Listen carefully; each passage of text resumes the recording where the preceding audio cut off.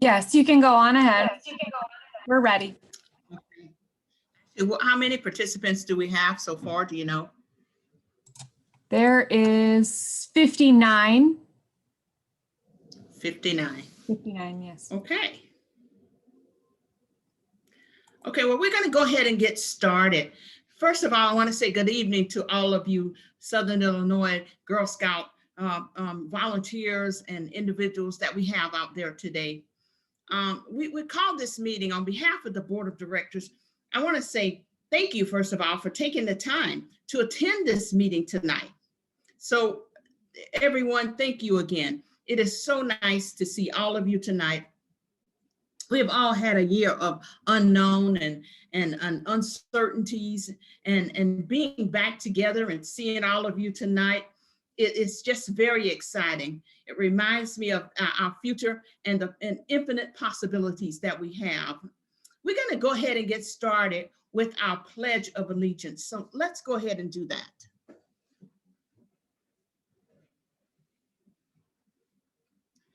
I pledge allegiance to the flag of the United States of America and to the republic for which it stands, one nation, under God, indivisible, with liberty and justice for all. Now our Girl Scout promise. On my honor, I will try to serve God and my country, to help people at all times, and to live by the Girl Scout law. I just want us, thank you all very much. I just want us all to remember to our Girl Scout law.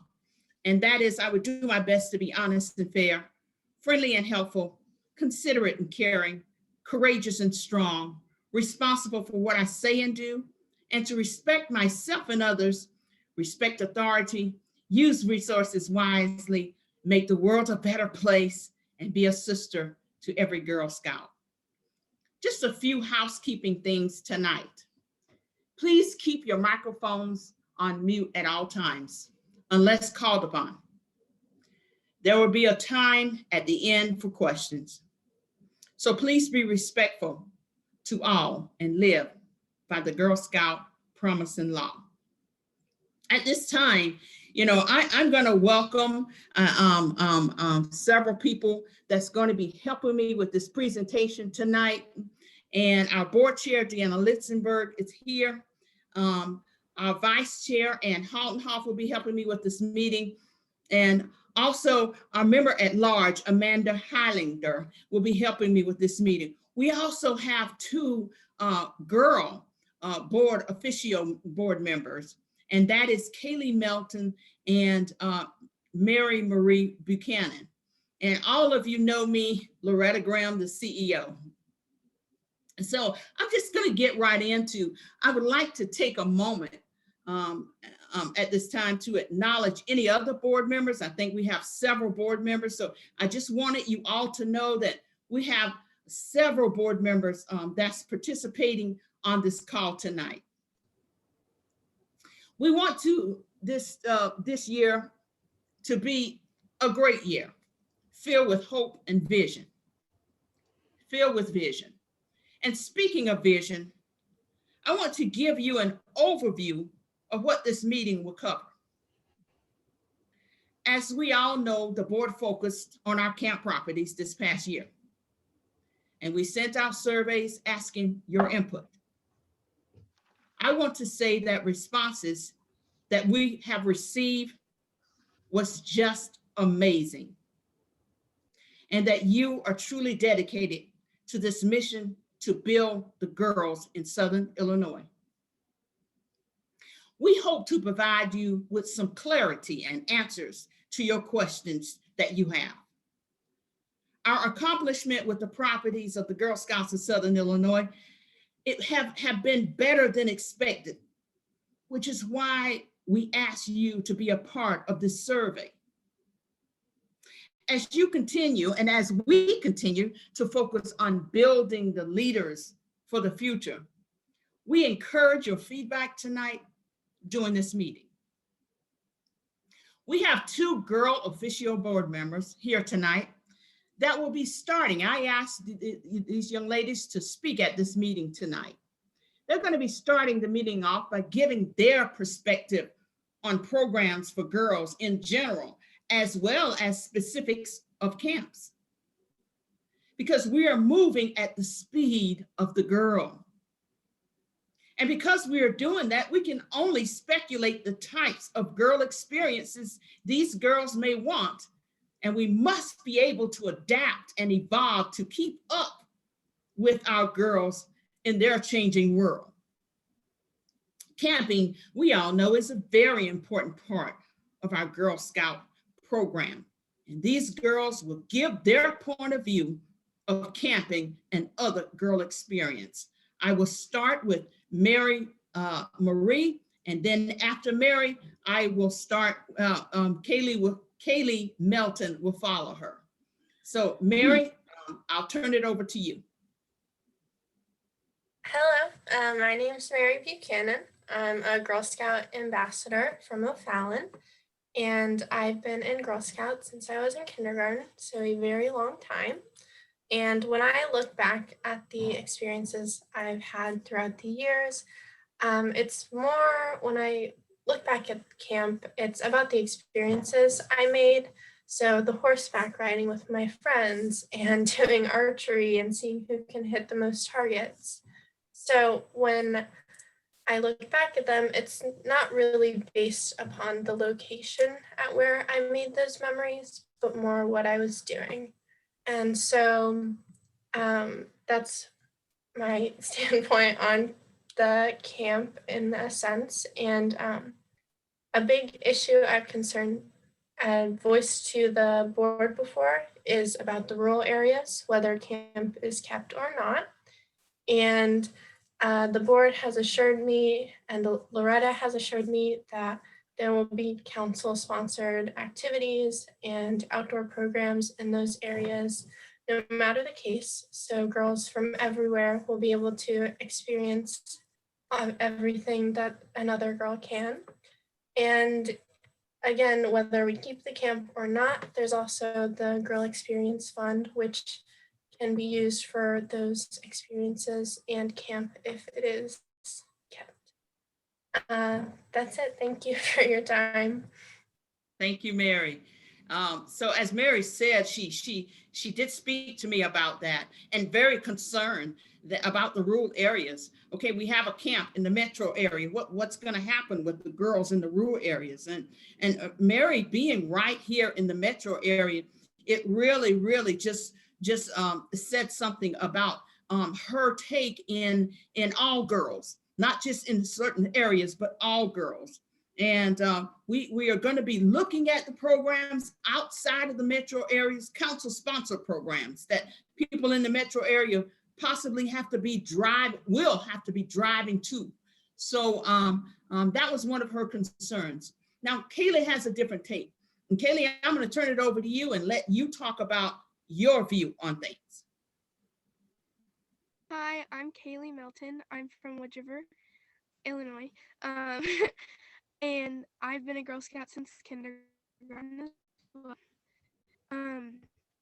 For me, the experience of camp is very important as well, but where I have camped is a big part of that. Mary pointed out very important things, especially the girls in the rural area, and that's one thing that I made sure when I was in the board meeting is that the experience fund that Girl Scouts has. Kaylee, I don't mean to interrupt you, Kaylee. Can be used towards. Hello?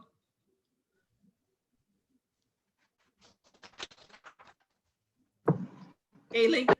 This is Kaylee's mom. It seems she's frozen. I'm going to leave the meeting to save some of our bandwidth. So I'm going to leave the meeting in hopes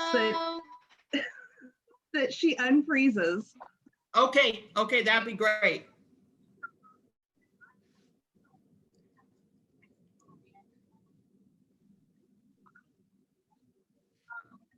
Kaylee?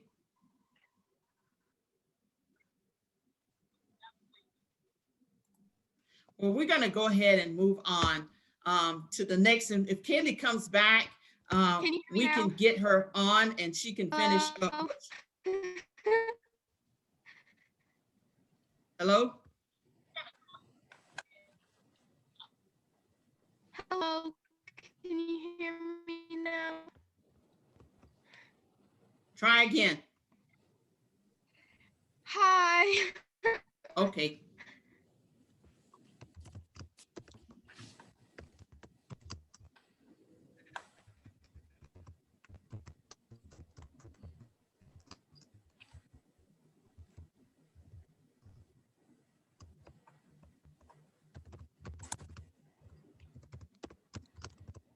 Kaylee? Can you hear me? Okay, we're gonna go Hello, ahead. can you hear me? I can hear you.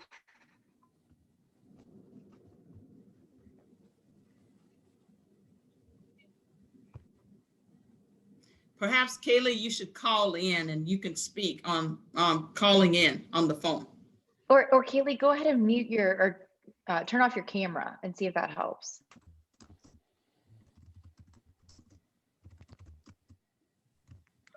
Go ahead and speak.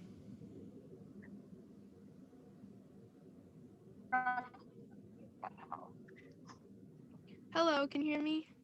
Yes, very good. Yay. I'm speaking. Hello. Hello, we can hear you. Go ahead.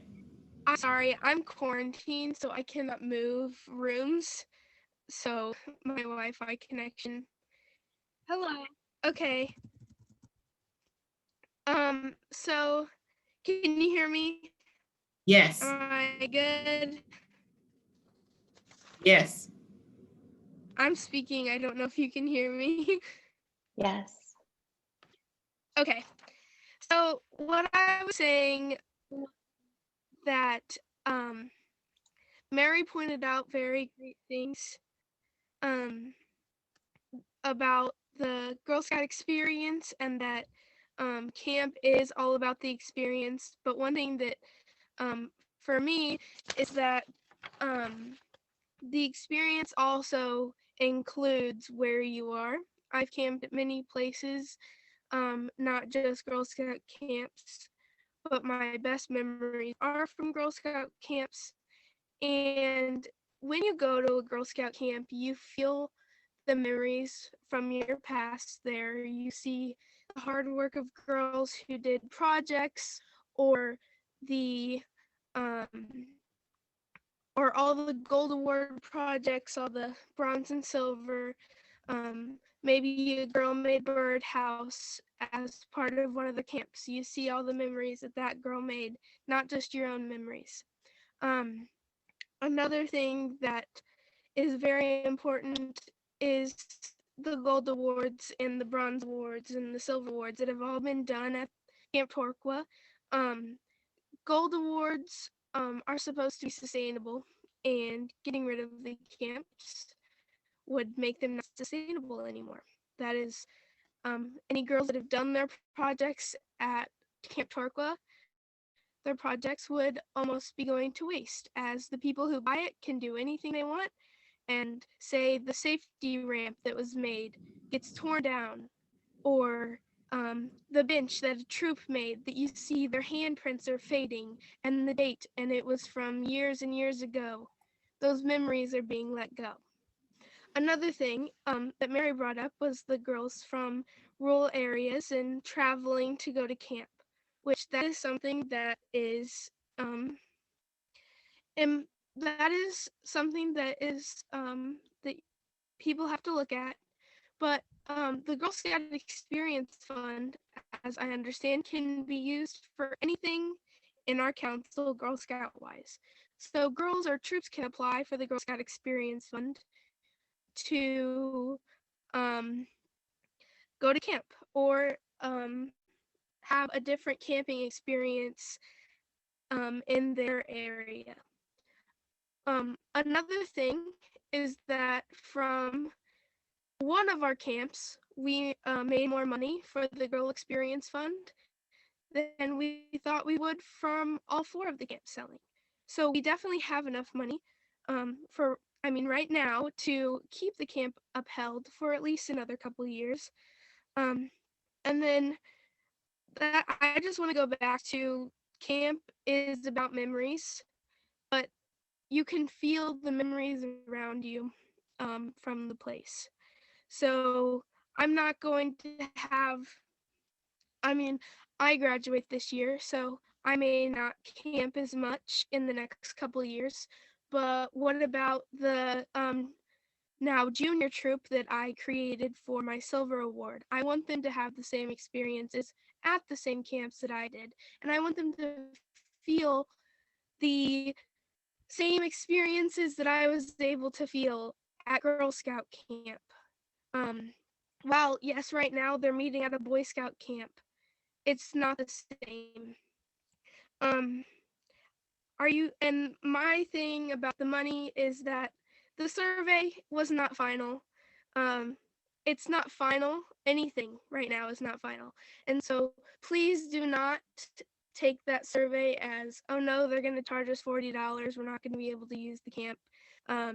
Understand, what I took from it is I'd be willing to pay I said I'd be willing to pay up to $40, but I understand that people can't, and that's another reason that the Girl Scout Experience Fund is there.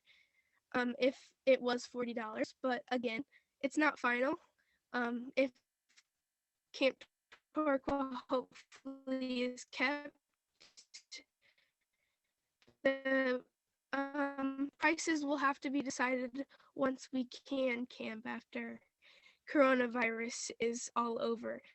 So I just want to leave with saying, don't give up the memories of the girls of the past or the future girls of our council by letting go of Camp Torqua.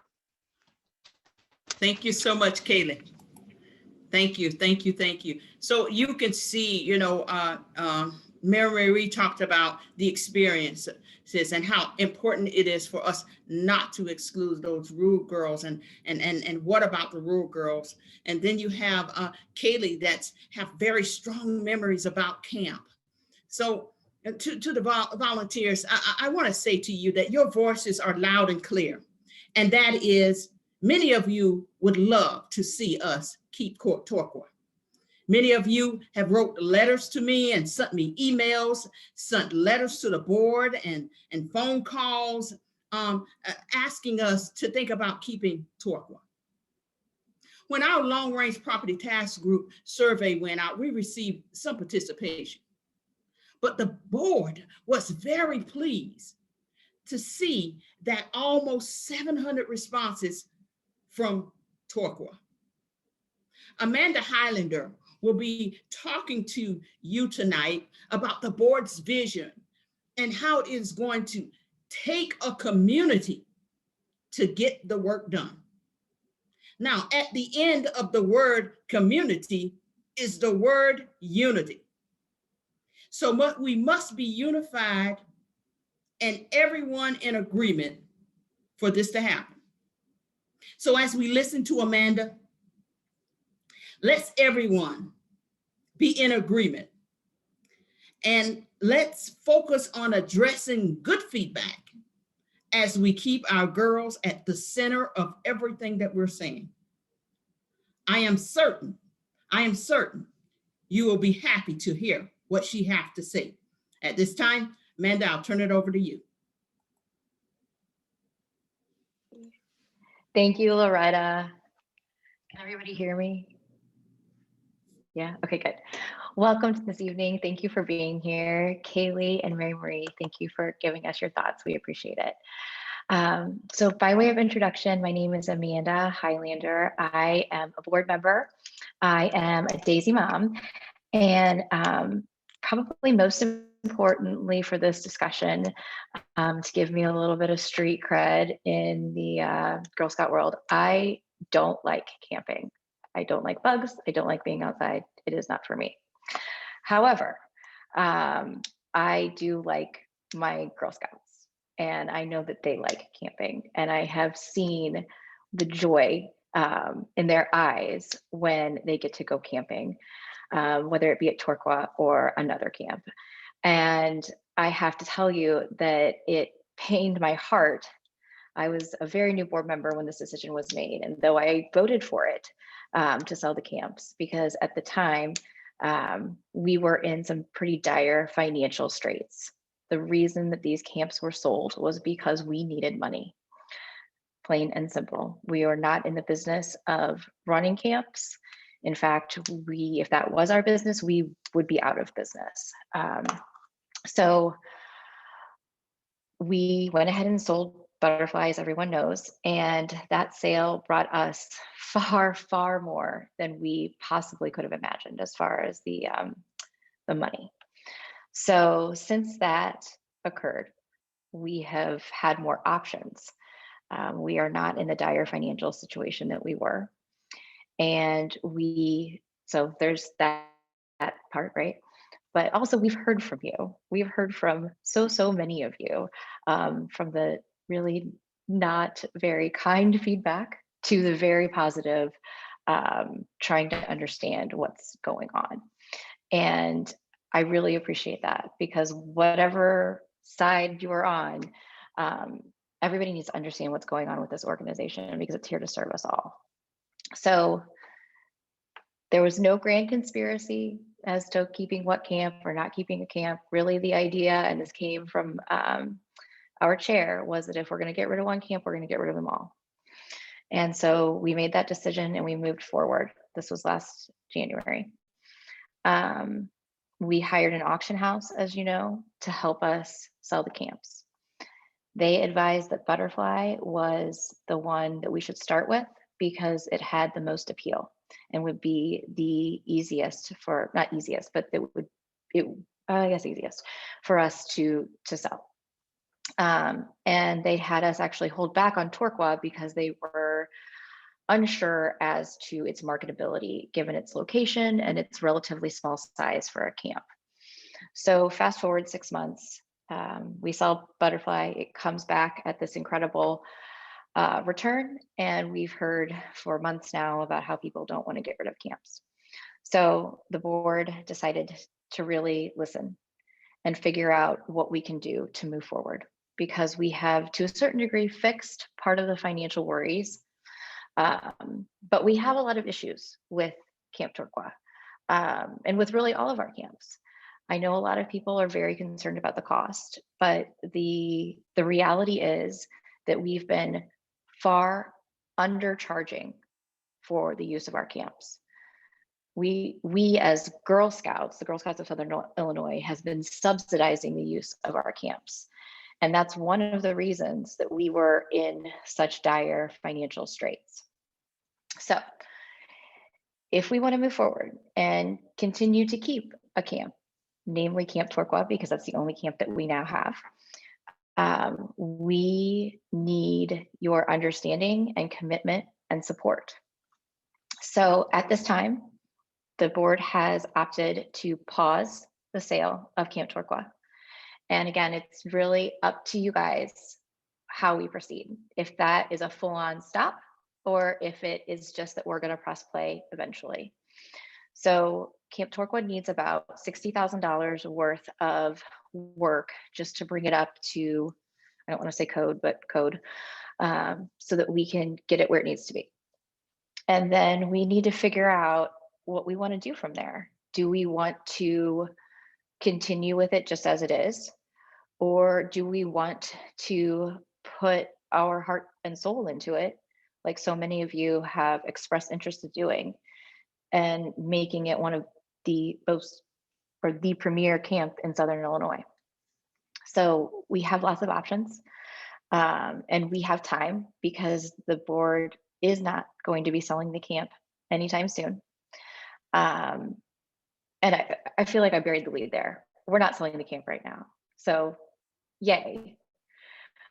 But we really do need everyone to help us figure out how we're going to proceed, because we can't keep going the way that we were. Because if we do, we're going to be right back here in 5 years, and that camp's probably going to be gone because we have to be able to pay for it. And one of the ways that we're going to pay for it, in addition to each troop paying a little bit and raising funds, we're going to use the Girl Experience Fund. And that is something that I believe that Ian is now going to talk to you about. Oh, Loretta, you're muted. Yeah. Thank you, Amanda. Sure. That was very nice. We agree with you wholeheartedly. The Girl Scout Experience Fund is, well, let me back up and introduce myself as Amanda did. I was a Girl Scout as a child and through grade school. And once I retired, like 8 years ago, I decided I wanted to volunteer. And the Girl Scouts had always been on my mind to volunteer. So I've been on the board, I think it's 5 years, probably this month. So I've served quite a bit. I help Deanna when I can. I help with other committees.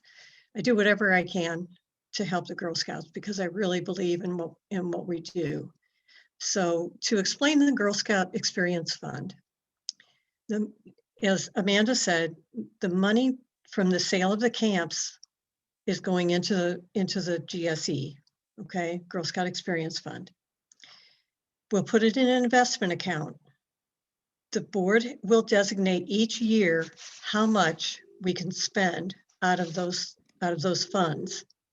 But the plan is not ever to spend the original funds, the original investment. Only to spend whatever we make on the original amount. So that's what we have for the Girl Experience Fund. We will have a committee that will be made up of 10 volunteers, one from each area of the council, so that it is 10 people, and so it's evenly spread out. It's not going to be congregated in one area. All the areas will be represented. There will be 2 board members on the committee and 2 staff members.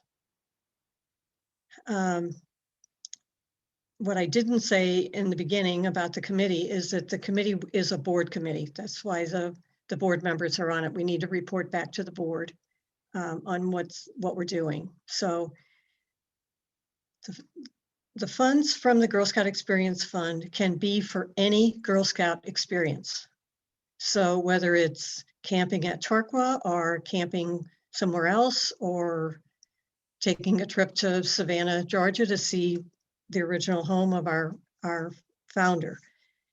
But what you'll need to do is submit a document a request for those funds.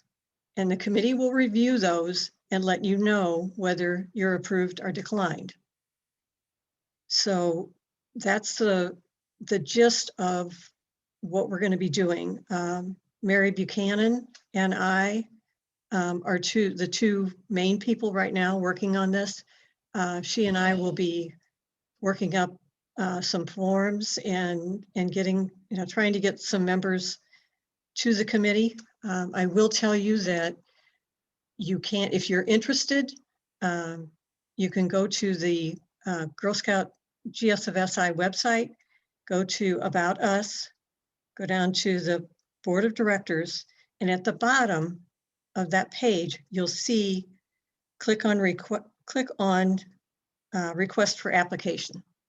So that request will go to Ashley, and Ashley will send you a form to complete. And then Mary and I will review those and determine who's on the committee. But again, it will be represented throughout the council.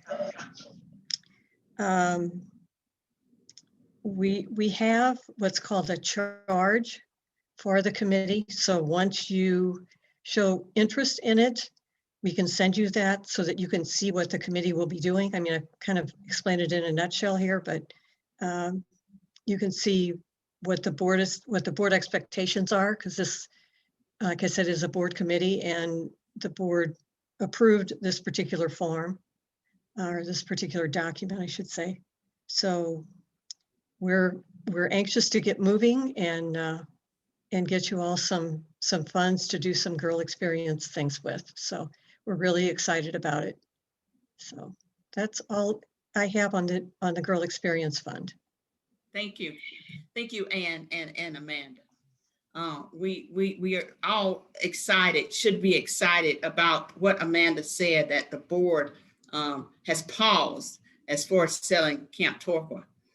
We always want to remember that Girl Scouts is girl driven, and we cannot ignore the voices of our girls or our volunteers.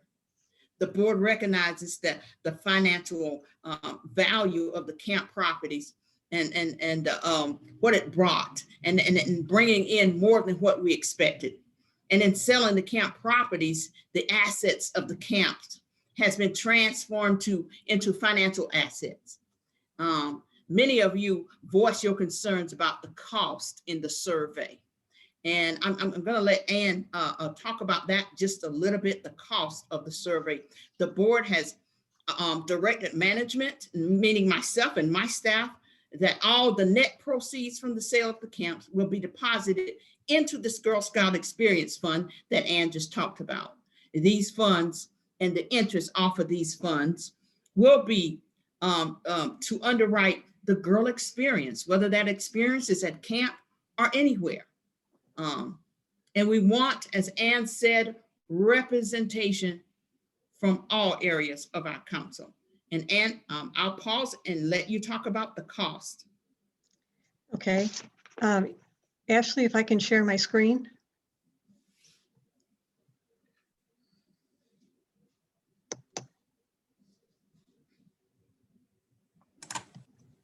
Okay, you should have the option now at the bottom. I just made you Okay.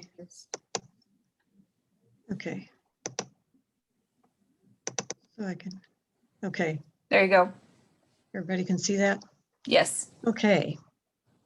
We did some analysis based on our camp usage throughout the council and came up with two spreadsheets here. And this first one is per camper fee per day and just an explicit cost. Okay, what you have to keep in mind is that we have a budget for Torqua of $130,000. So that means that's what we need to charge. That's why we sent out the survey to start with.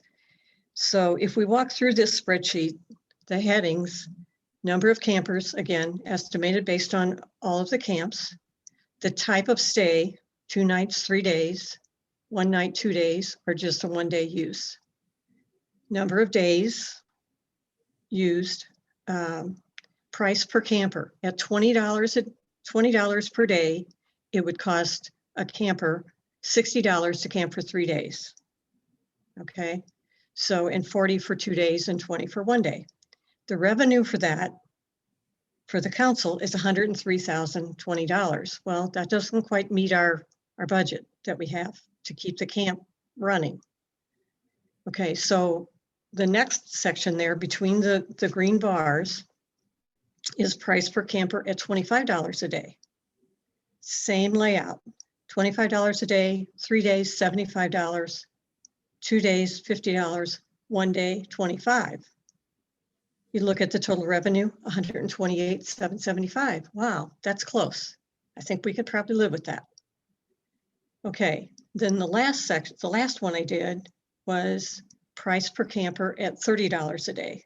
So 90, 60, and 30 brings in about $150,000. Well, that's more than we need. So we wanted to be reasonable for you all, but yet cover the cost of the camp so that we can keep the camp. Okay, that's interesting, but what's really interesting is this next spreadsheet. If I can get it to come up, there we go. Okay, then we did some analysis that shows what the cost would be if the GSE, the Girl Experience Fund, Girl Scout Experience Fund, pays 50%. So if it's $20 a day, the campers would pay $10 a day at 30, 20, and 10. But as you see at the bottom, the total there revenue is $51,510, but the GSE fund is going to pay the other half of it. So it still brings in $103,020. Then the next section between the green bars is at $25 a day, costing at half $12.50. So again, $37.50, $25, and $12.50, bringing in $64,388, where the Girl Experience Fund pays the other half of it, $64,388, bringing our total to $128,776, which brings in, again, the same as it did on the prior spreadsheet, because the Girl Experience Fund is covering half of that cost. Now, what I do need to tell you is that when we talk about this, you will need to apply for the funds for your camping trip. It's not this, we're not saying here that we're just going to outwardly pay, half of everybody's cost or price. You need to apply for it, and you can apply for it as a troop. It doesn't have to be by girl. So that's one that we're thinking that Loretta was talking about. It really brings that cost down compared to what we were talking about earlier. So Loretta, did you have any comments? Yeah, I just want to say that, Ann did such a wonderful job, and I see a lot of questions, and I'm going to give you all a chance to ask those questions, but you can apply as a troop. You can apply as a service unit. You can do all of that. You can see the price without the Girl Experience Fund, and did that one first. Then you see the price after the Girl Experience Fund is included in that. So I think this would be at a point where it's comfortable for you troop leaders. I want you all to know that the board of directors hear you loud and clear. If you think they're not listening, they are. The board has a passion for this program and cares deeply about the girls. And at this time, if you all have any questions, actually, I'd like to open it up for questions at this time. Okay. Anne, could you stop share? Oh, okay. Well, I can't. Oh, up there. Okay. There you go. Sorry. All right. If you would just like to raise your hand, I can go from there for anyone that has questions. Let's see. Dawn's iPhone, if you would like to unmute. Yes, hi, I'm Dawn Greenwood. It seems like I have the feeling that we already, by selling cookies, support the council and to some degree the camps. Why are we not considering at least partial support of the camp from the budget?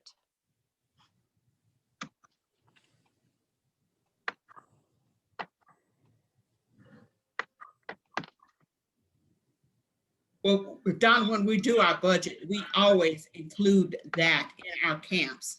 And as Amanda stated earlier, we have been subsidizing, which is kind of got why we are in the shape that we were in. We're not saying that this is covering everything, but it is certainly going to help us a lot. So we're not in this same position again in the future. Thank you, Dawn. And I have a Carla Bullman and Anna. They have their hand raised if you'd like to unmute. Hey, my name is Anna. Can you hear me? Yes, just fine. Thank you. Okay, so I'm from Waterloo, Illinois, and I know my troop, every time that we go to Camp Torqua, we always love it so much. And we recently just went with Kara Kettler's troop, and they were daisies, and they enjoyed it very much too. We tried showing them around and stuff, and that was really fun. And I know we're talking a lot about costs, and I understand that it is a very important thing. But I think also it's important that we all understand that it's not just about the cost.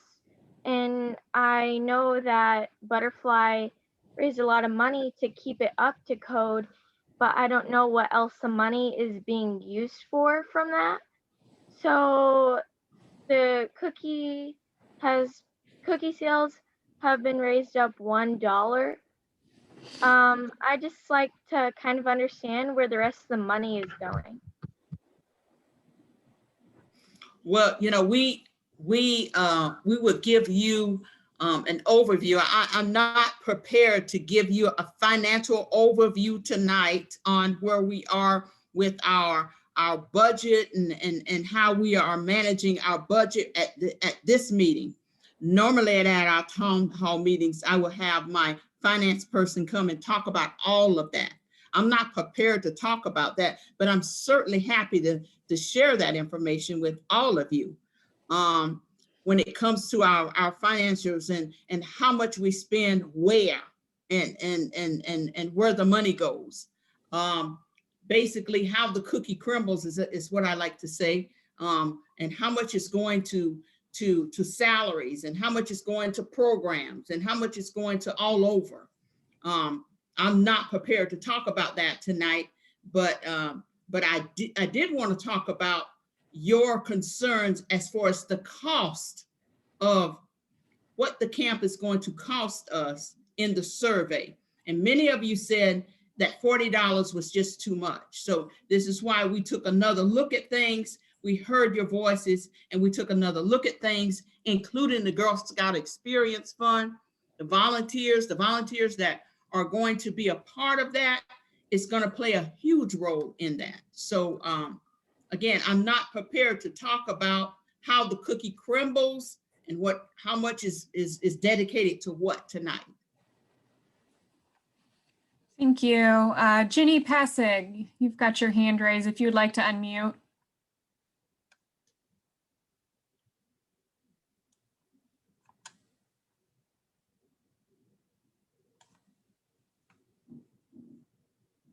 Jenny?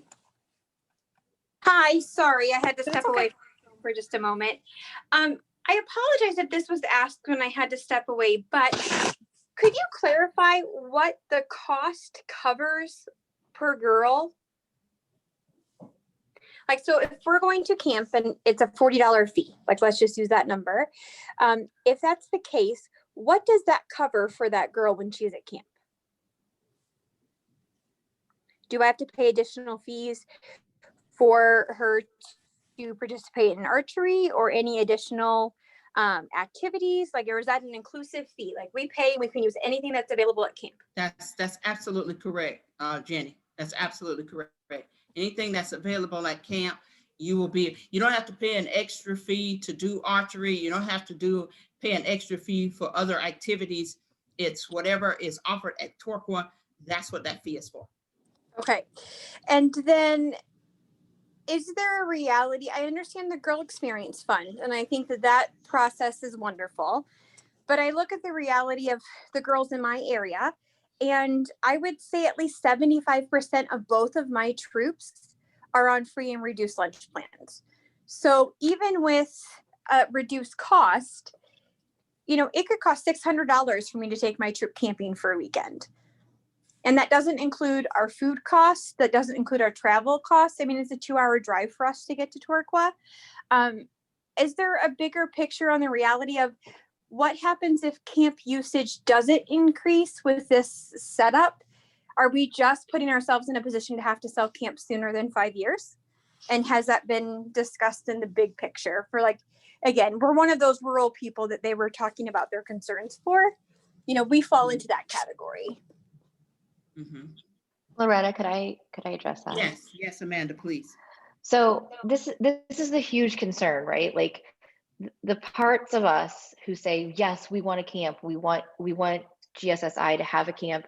We'd actually like us to have more camps, to have not really sold any of the camps, right? But it comes down to the money. And we are a huge organization, and it takes a lot to fund us. I know that we sell cookies, the Girl Scout cookies, but in the end, that does not make us enough to fund all of the activities and all of the things that we do, including the camps.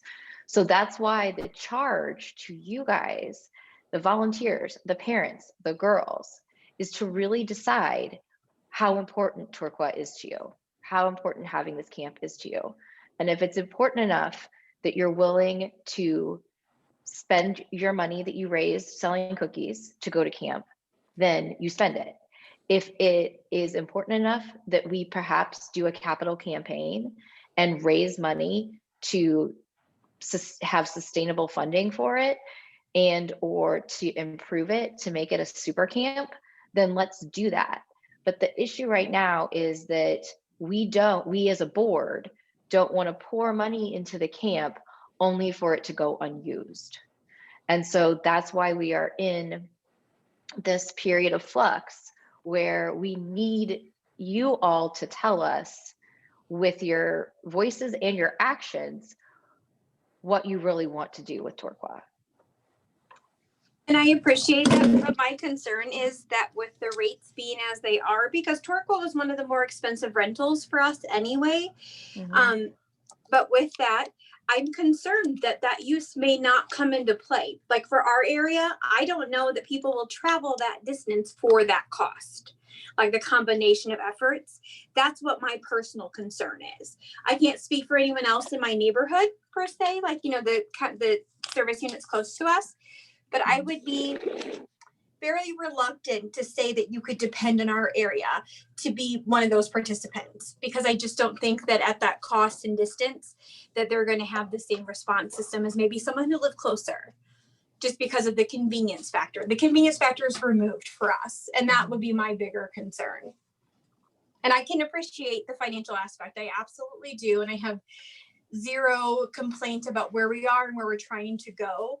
I'm just concerned that we're going to, like I said, put ourselves in an expedited experience where the 5 years may not be realistic. Yeah. Well, in 5 years, I want to be clear, that was just me pulling a number. Right, exactly. But I'm using So, like as a comparative, you know, if that's like, if, let's say we set 5 years as a goal in mind, my concern is that we will not hit that. And Jenny, And I hate it. I hate that it's a possibility, because I was part of this council before it was our newly revived council as a Girl Scout. I camped at Torqua as a child and at Butterfly and all of these other places. So I appreciate what we had to do to get to where we are today. And I did it with very little complaint because I understand that. I have a grand fear that we are now removing that particular experience element from an opportunity for our girls. well, I think what's really important is that we need to understand, as hard as it seems to take on this increased cost, that is the reality of how much it costs to keep these camps. And we can't lose sight of that, because if we lose sight of that, we're going to end up in the same boat that we were in a year ago, which is not bringing in enough money to sustain all the things that we want to do. So we have to pay for it. I appreciate that. And I'm not arguing against the semantics of that, because I absolutely understand the perspective and where that's coming from. And I understand that we are a business too. Like, we have to operate with smart business minded actions. I'm fearful that this is going to become a different experience than what we are collectively hoping for, is all. I'm just kind of stating that opinion. And that is really all it is my opinion. It's of no specific validity of one versus the other. It just happens to be my opinion of what my concerns are in the future perspectives, is all. And Jenny, I just, let me chime in here. We have several hands raised, so we're going to pause and give them a minute. But Jenny, I hear what you're saying, and I hear you loud and clear. And that is something that I just want us as a council to really, think about, just travel. I mean, you talk about the travel that your girls would have to travel to Torqua to have this experience, but we want all girls in all areas to have that same experience, maybe in your area. And maybe it's not camp, but it's a council-sponsored event, and it's the only council-sponsored event in your area. So people have to travel. We all want to have the experience, whether it's a camp, maybe it's not a Girl Scout camp, but it's a camp close to where you are. That Girl Scout Experience Fund is going to support that as well. Wonderful. But maybe it's a council-sponsored program, but that is held in your area. We want people to be able to travel to that as well. Thank I'm you. sorry. No, you're fine. Thank you. Okay, Connie Schott, you've got your hand up. If you would like to unmute.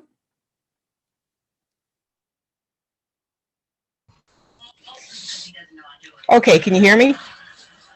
Yes. Okay, my concern is the price for troops. I know when I had a troop that it was a small troop, and like if we wanted to stay at Pumpkin Patch, say I had 4 girls, you've got 12 bunks in a room. Okay, you're going to rent out to more people, whereas before you just did like a Pumpkin Patch to one, or you could rent it all. Now you're going to planning to rent it to like 4 people for here and 10 people here, and they all use the same kitchen, or it's just in the cost itself, especially when you have a small troop or even a big troop. I could see the bigger problem with the big troop. The cost is just, wow, you could go camping somewhere else cheaper. You really could, but it wouldn't be the safe, controlled environment of the Girl Scout camp. And that is what I'm concerned about. Connie, when you talk about cheaper, Connie, can you help me out a little bit? Can you elaborate a little bit on that? Because with the Girl Scout Experience Fund, I think Ann gave us 3 numbers. One would be 10, right, 15, and one would be, I think, 20 or something like that. So well, it'd be cheaper. You're like when you go to a campsite, you rent a campsite. You don't rent per person, you rent per site. And that's the way Torqua was before. You could either get half a pumpkin patch or all of pumpkin patch, or each, Loretta or Tuckaway.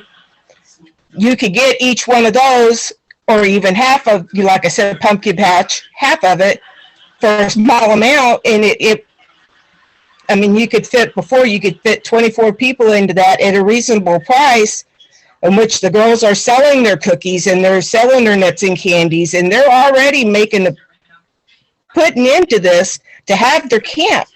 And that's why I know we've had troops leave and we're in the northern portion of not our service unit, but our council. They went to Central Illinois. They moved up there because I've ordered cookies from them. And they used to be in our service unit, in our council. So I'm like, people are moving out because they're mad about it. They're dropping. We had all of Bethalto service unit quit. And it's all over the camp situation. I think we need to keep it at a reasonable cost, because like some of these ladies are saying on this over here, I've got 29 girls. That's going to cost us, so much money, even with the help. And they still have to pay for the food and other activities that they want to bring along. It would be a major, major expense for that troop. Yes. And Connie, thank you for your comments. I've also heard the other side of that equation too, that we were not, you could rent the entire camp for a small amount of money, and that some of you volunteers have said to me, we should be charging more. So, in one spectrum, I hear what you're saying, but in the other, I think we all realize that we was not charging enough. So I thank you for your comment, and we'll continue to be looking into these situations. Well, and like if you go to have a day camp, if you go to rent the whole camp for a day camp, that price is going to be through the roof. Then through the roof is what you're talking. And and then say you have the haunted Halloween and the zombie run at Torqua. Still, the prices were very reasonable before. But now I see them just going through the roof because that is taking the entire camp for the weekend. You see what I'm saying? It is beginning to get just nothing but money, money, money, and not really about the girls so much. Well, I hear you, Connie. So I'm going to move on to someone else and get some more opinions. Give someone else a chance to talk. Ashley, you want to go ahead? Yep, thank you, Connie. We've got Natalie Durbin, if you'd like to unmute. No, right there. Hi, I'm Bella Durbin, and I live in Shiloh, Illinois, and I've been a Girl Scout since I was in kindergarten, and I really love it. This past, in 2019, we got approved to do our silver award to build a sand volleyball court at Camp Torqua. And I just wanted to know when you guys started considering this, because we did our volleyball court all through 2019, and nobody said anything about the possibility of selling the camps. And that just really upsets and frustrates us because we spent so much time and effort into this sand volleyball court, and then it just might not even get used by anybody. Well, Natalie, let me just say, I think I visited your volleyball and was there when you started your thing, and you guys did an amazing job. At the time, the board was looking and doing surveys, and the long range property committee was getting together and deciding what exactly we're going to do with these properties. It wasn't until just recently last year that the board voted, this is the direction that we're going to go. So truly, if the board had made that decision before you started that project, you would have never started it, because I know there's several other projects that Wayne had shared with me that girls would like to start, and we put a hold on that. So your project at Camp Torqua will always be remembered and be there for the girls of this council. If, you know, as Amanda already said, the board has put a pause on selling the camp. We just need to get this price thing down. I think we all want the camp, but right now what we're talking about tonight is the price. Why is it costing so much? Why do we have to pay this? Can't we do this or can't we do that? So Natalie, I just want to say, if the board had that decision made at that time, you would have never got started on your award, a project. Thank you, Bella. Debbie Parker, if you'd like to unmute.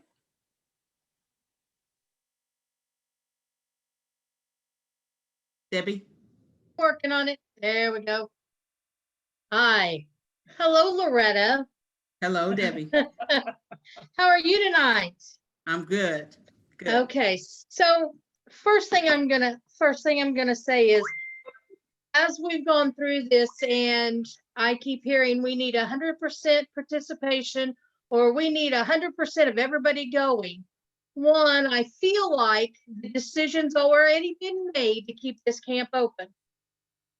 And from listening tonight to you and some of the others, I feel like it's already been decided to stay open.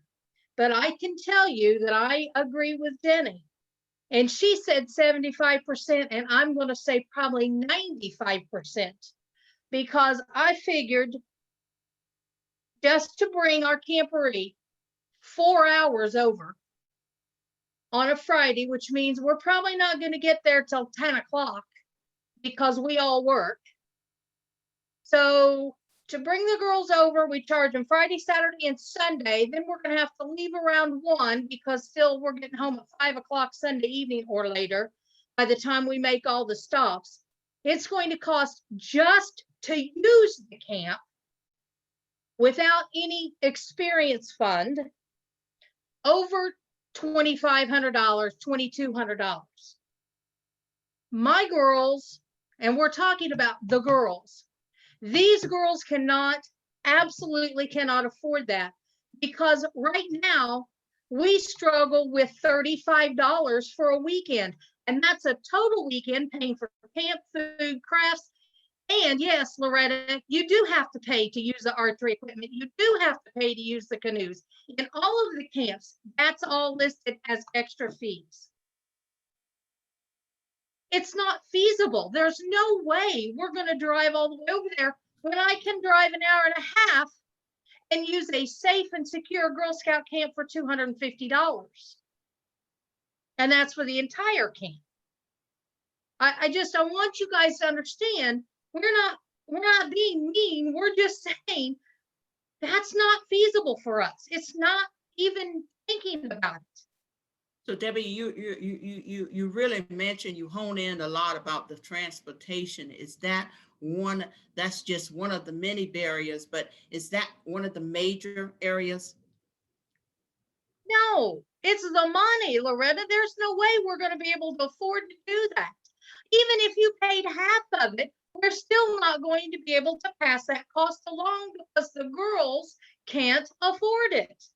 Those parents are not going to, because in one county, probably 90% of our Girl Scouts or 95% of our Girl Scouts are free and reduced lunch. In our county, and we have large industries, 65% of our girls are free and reduced lunch. They can't afford that. And I can't go out and solicit money to do that. I can't go out and solicit money in my communities and say, I want to take these girls camping. Will you foot the bill? So even if you paid half on your experience fund, I can't pay half here. So Debbie, let me just say, with the Girl Scout Experience Fund, you talked about $250 in a camp in your area that's only an hour and a half away. And we're keen and ready to support that. If you want to take your girls for $250, you as a troop send in the information to the Girl Scout Experience Committee and say, hey, we want to go to this camp for $250. The Girl Scout Experience will approve that if it goes through everything, and you will only be spending $125. So I just want to be clear. This isn't just about Torqua, y'all. This is not just about Torqua. I understand that, Loretta. I do understand that. But you know what? I don't know about anybody else on here, but I can tell you I would love for you to spend some of that experience fund money and come over here on our side of the state and do some programs. You know, Debbie, that was one of the things that that Mary Marie said. And she said it, she spoke it to me loud and clear. We talked about it as a board. And as I stated to earlier, is that maybe isn't camp over on your side of the river, on the other side of the Girl Scouts of Southern Illinois River. Maybe it isn't camp, but maybe it's a program. Maybe, I mean, give me a program. Maybe it's haunted, maybe it's not haunted camp. Maybe it's haunted forest on your side of not on your side, on the other side of our council. Maybe it's that. We're looking for everybody. So maybe we're not having haunted camp. Maybe we're having haunted forest, and maybe it's only going to be one haunted forest, and it's going to be on that side. The Girl Scouting is supposed to be about girls traveling, working with other girls in other areas. That's what it's about. Yes, you may have to travel the one time, but others in the metro area and everywhere else need to be able to travel over to this side as well. So everybody is not just Charleston and the Effingham area, Debbie, that's feeling this. Everybody should feel this. Everybody should know how it is to drive from the metro area all the way over to Robinson or wherever you're at. I'm in Robinson. I am clear over 7 miles from Indiana. Come on over and see us.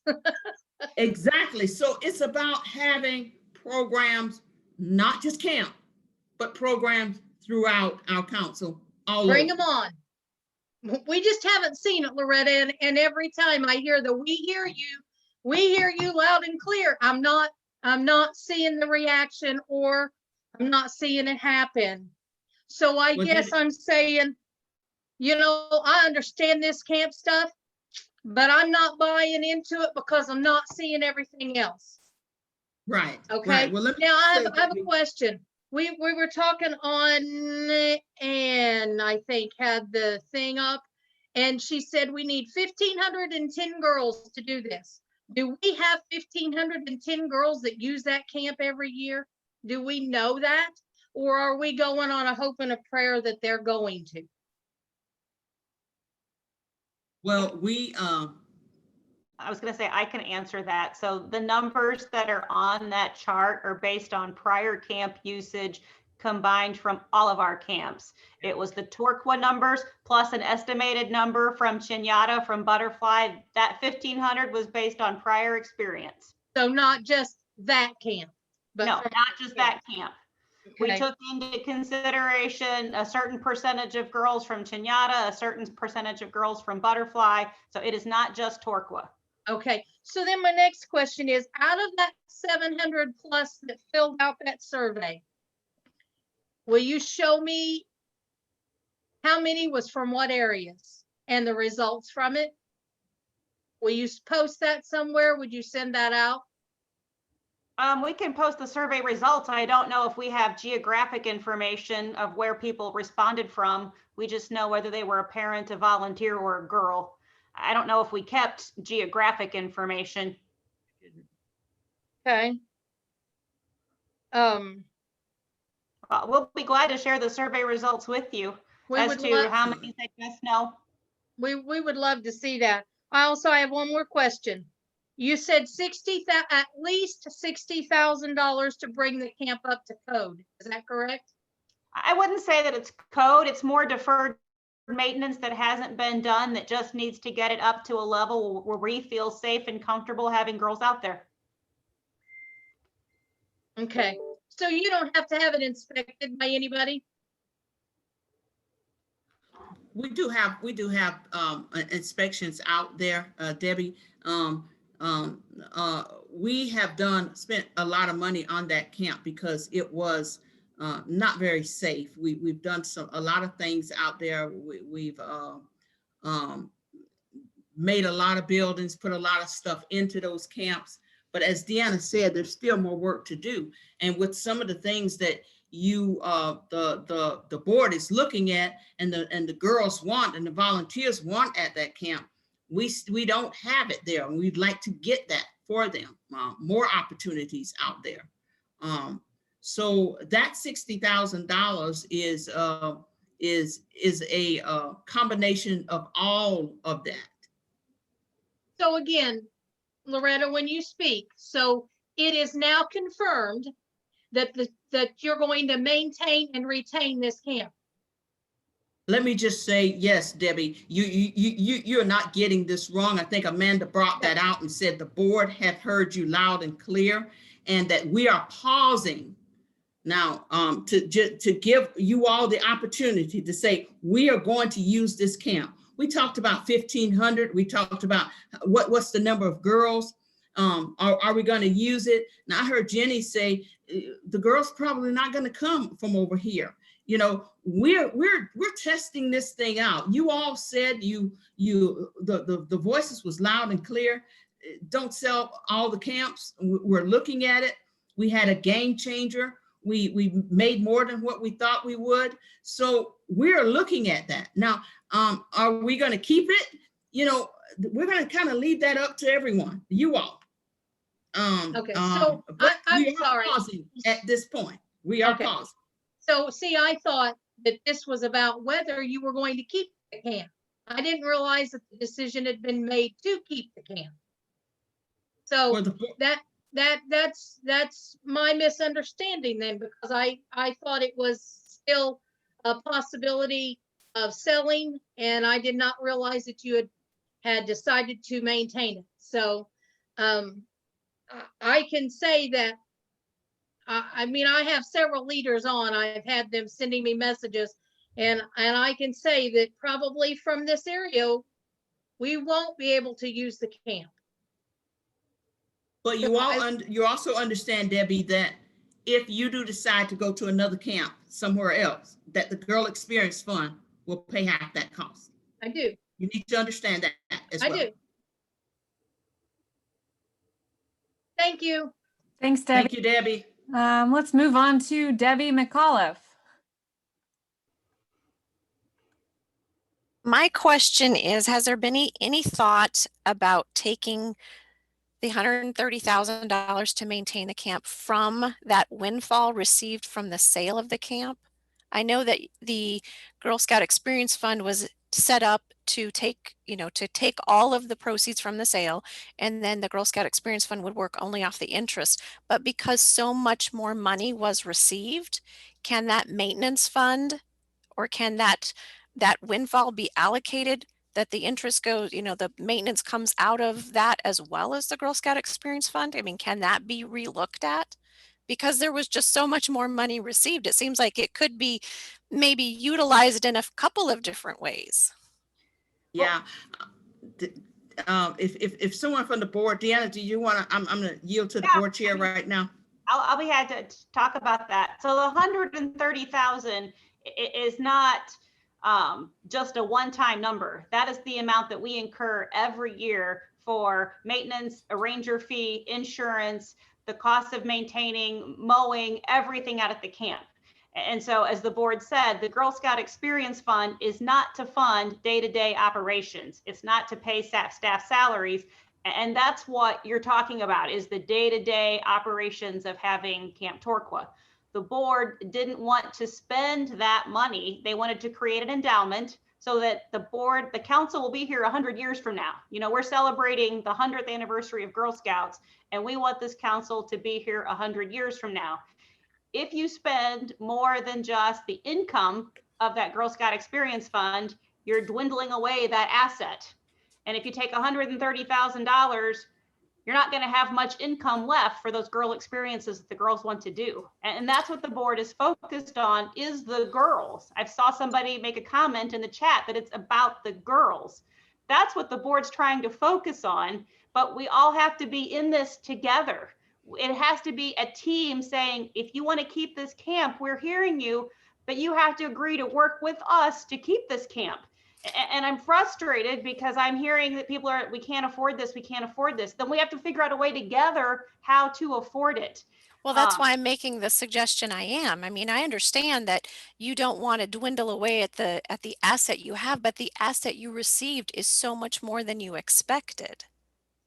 Again, but putting that money into a fund is only going to make a certain return every year.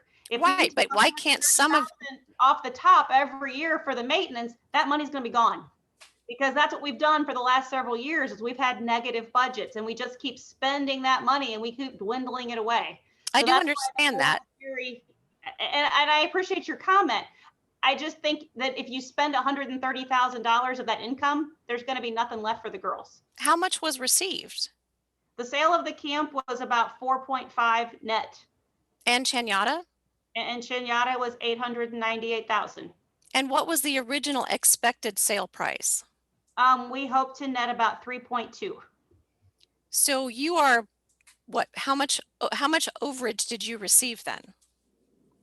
We haven't even closed on Chanyata yet. It's still under contract. So, but you said you received 4.2 plus another 800. So $5 million on an expected 3.2 profit. So correct. You received 2.8 or what, $1.8 million more. You can't then divide that and have two separate funds. So your original 3.2 price goes to the Girl Experience Fund. The $1.2 million goes to a maintenance where the interest helps defray the maintenance cost. I'm not saying fully fund it, but help defray. Well, that can't be relooked at. The board can consider that, but again, what you're looking at, that's an operation cost, not to benefit the girls. And only a Debbie, small amount of our girls use their camp properties. Like less than 10% of our girls go to a camp property. So you're excluding the other 75 to 80% of girls that don't go to camp if that money is only used for camp maintenance. I'm not saying only, you wouldn't be taking anything away from the Girl Scout Experience Fund, because your expected Girl Scout Experience Fund would be fully funded with the original anticipated price. This is that overage, that windfall that you never expected. that you could then be utilizing to make improvements on your camp or to help defray the cost of maintenance. I feel with all of this discussion that we're keeping the camp, but we're going to make it so cost prohibitive, nobody's going to be able to use the camp. And then you're going to have to sell the camp, and you're going to circle back and say, nobody could support the retaining of the camp, so we had to sell it. But in the meantime, nobody can physically afford to go to camp at these prices. The girls are already selling cookies. They're already selling candy nut to even keep council running. And then we're supposed to double up on that or triple up on that to have them go to camp. I'm not sure that how much is that you guys realize how very little the troops receive from the cookie sales as compared to how much they actually want to do and achieve and the experiences they want to have. And the Girl Scout Experience Fund is a wonderful idea, but we don't know anything about the approval process. Is everybody that's going to apply going to get approved? Well, I can't. We don't know that. Because I don't know how many people are going to apply. So how can we sell that to our troops and say, oh, but your costs will be offset by the Girl Scout Experience Fund? I can't tell them that. I can't tell all my 60 troops that you're only going to have to pay about half because you can apply for the other cost. There's no guarantee. And Debbie, I understand that, but what I also hear from you is you're camping other places now because they're more convenient to you, or you wanted to come back and camp for us because it was the cheaper option. The reason it's been the cheaper option is because we've been subsidizing it, and that's what we're trying to avoid. So we're trying to make it so that it's a fair amount for everyone. I do understand that. And I've never said that we are using camps because it's cheaper for us.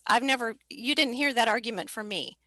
My troops are from the Metro East area, so we did utilize all of the camps located toward Chanyata, Butterfly, Torqua. We were using those camps exclusively. We weren't camping in other places. Okay, I have heard that from other people. So I'm sure you have, and that's a valid point because a lot of our council was not able to get to our camps, which is also why the Girl Scout Experience Fund was set up. But it's frustrating to me that it's one way or the other. You guys are not seeming to make any middle ground when all we do as leaders and volunteers is work in the middle ground, trying to appease our parents who can't pay the cost and trying to appease council who wants more money, more money, more money. So Debbie and everyone here, well, I think this needs to be said, and I am sorry to interrupt, but everything in this world costs money. It all does. That's what makes this go round. So right now, what we are here to do is figure out how we can pay for this so that 10% of the girls and the people who value camping can have that. But the problem is we now cannot pay for it.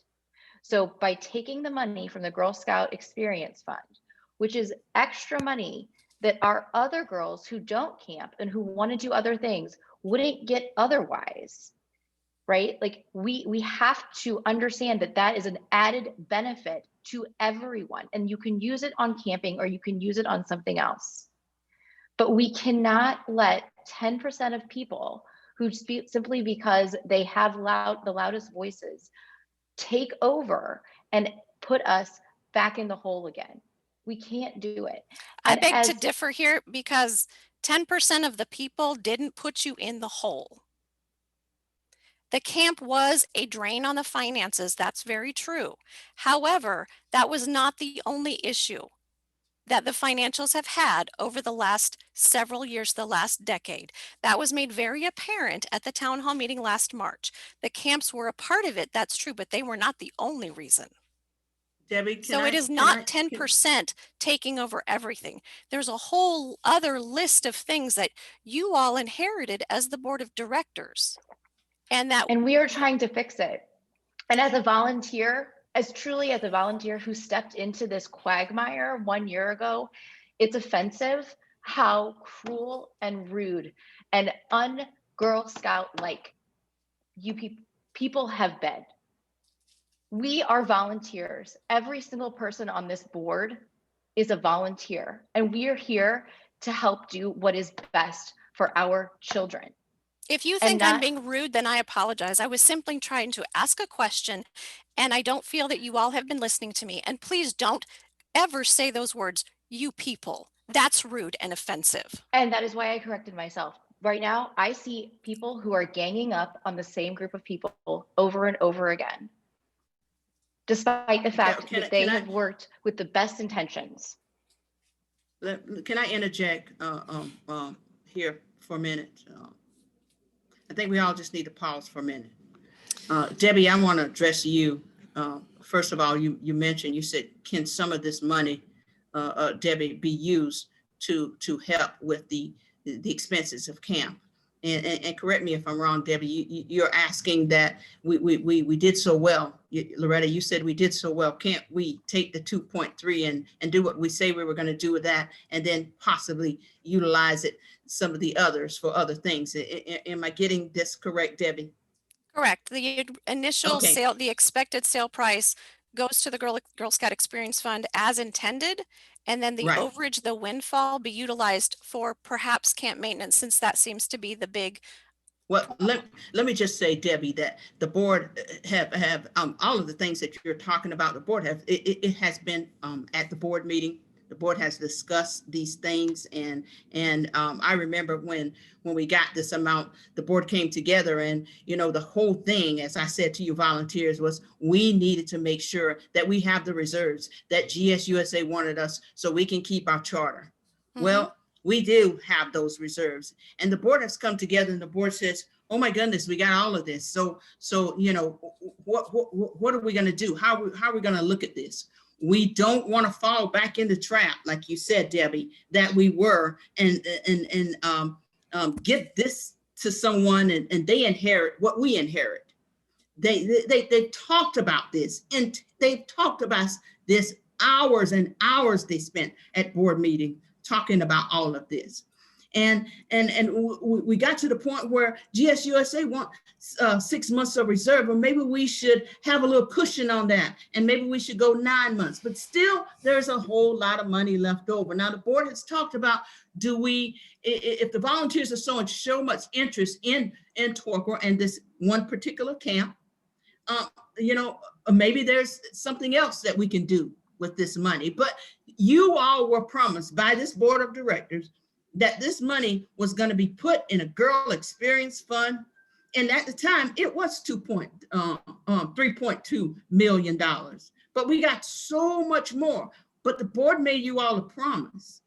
And the board didn't really want to go back on their promise. Even though we got $5 million, the promise was made to the volunteers. This money was going into a Girl Experience Fund. Now, Debbie, if I'm hearing you say, we would probably be okay with this, I think it's something that the board will discuss and then can get back with you all. But you all were promised that this money was not going to be handed to operations. It was promised to go into a Girl Experience Fund. The girls should be able to utilize this money to have whatever experience they want. Well, that's why I asked the question, is because they have met the promise. They're not touching anything that was promised out, but they got so much more. That's why I simply was asking the question, because there was a windfall, can that not be looked at and redirected? And as Deanna said, we certainly could look at, the board will be looking at it. And it's not that they haven't thought about it, they've looked at it, but they wanted to keep their promise to the volunteers, because many of you have said we need to be transparent, we need to be truthful, and we want you all to trust what we're saying. Which and is the great. only way to do that, Debbie, is to keep our promise and not use it for anything else. Now we're bringing it to the table. You're bringing it up tonight. It's something the board can talk about. That's great. That's what I was looking for. I wasn't looking for a rhetoric or a tearing down volunteers and I don't believe that I was doing that, tearing down volunteers or denigrating anything that the board of directors has done.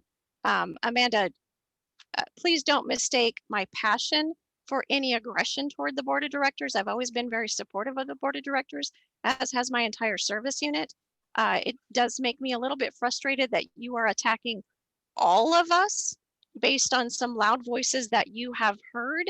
There have been many silent voices or supportive voices within the council that maybe we aren't the squeaky wheel because we're okay with how things are going. We want things to move forward in a positive way.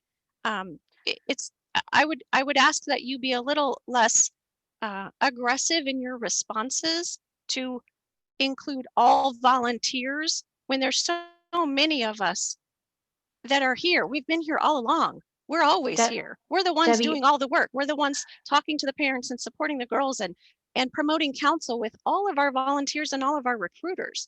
Please don't mistake that questions are tearing down the board of directors.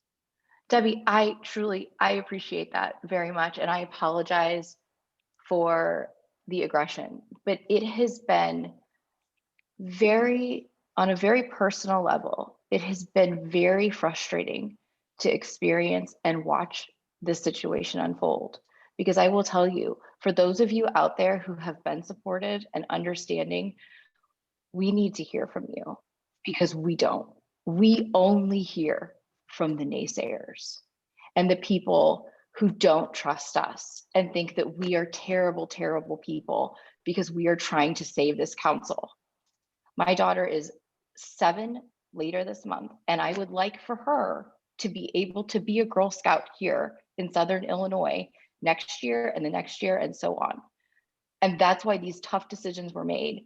But it has been brutal to hear the things that are said to us, about us, posted on Facebook, said at town hall meetings, said in meetings like this. We are human. And I really want all of you to understand that we are here, we are asking about paying this much money for a camp because we want to keep it for you. That's what we want to do. That's why we are here. And it is so frustrating. And I'm sorry, I need to stop. But please know it is because we all care that we are here. And we're trying to figure out a way to make it work. I think we all have a passion for everything that we're doing. And I'm going to take over here. There's a couple people that Yes. I want to call on, and Donna, you're one of them. So you have your Yes. hand raised. You had it raised for a while. So I'm going to call on you, Donna, please. Hello. I hope I'm not in the, Amanda, I'm just going to address something you just said, that you only hear from the naysayers. I have been speaking and I've been on your guys' side as much as the girl sides from day one. So I almost got a little offended, but I'm swallowing it. I just needed to say that to move on. I do have 3 questions. One, you mentioned, and I think it was the first one, and maybe not, but mentioned that you weren't going to subsidize camps with any of the cookie money like you had in the past. You wanted them to live on their own. I guess my first thought is, are you subsidizing STEM? Are you subsidizing other events that, I mean, I guess transparency is what I'm asking for, is if you are, giving out other pieces, what are you giving it out to? And if you're just saying, no, the camps need to, I'm just sticking with the $130,000 budget, they need to be able to subsidize that with the 50%, without the 50%. I just feel like my girls, I mean, a lot of the 207 Belleville uses their cookie money to go camping. I just think that part of that money should go back in there. I know a lot of them do STEM. I know a lot of them do other things. I guess I don't have an understanding of what's being subsidized by that, what the cookie crumbles. And I know, Loretta, you said you were going to go try to piece that out and maybe that'll help. But yeah, it does bother me that all I see is girl programs. Of that 42%, I believe is what it was in this year's. Because I don't know how much, I mean, what I'm hearing is none of that is going towards the camp. So that kind of bothers me. My second question is, of the 50%, listening to the other people talk about it costing so much money to go to camp, is there a way, and maybe you've answered this, I thought I heard it, that they can double dip? So in other words, if we do, as a council, decide to use 50% to go towards the fee, so it's the $10, $15, $30, can you still get another subsidy from using that GSLE money to help them, that troop that has 29 kids that need to go to camp, that is 75% in the reduced lunch fee to get them to that camp? Is that, if that, if there's 2 outlets, if they can apply for that money and have the on top 50%, if we're clear that that is an option that may help troops be able to go. I'm just not It is. clear. It is, okay, so that is. It is, and board members, correct me if I'm wrong, you can apply, you know, if you apply for the Girl Scout Experience Fund for camp, Donna, and there's something, a STEM program or something else they want to go to, they can apply.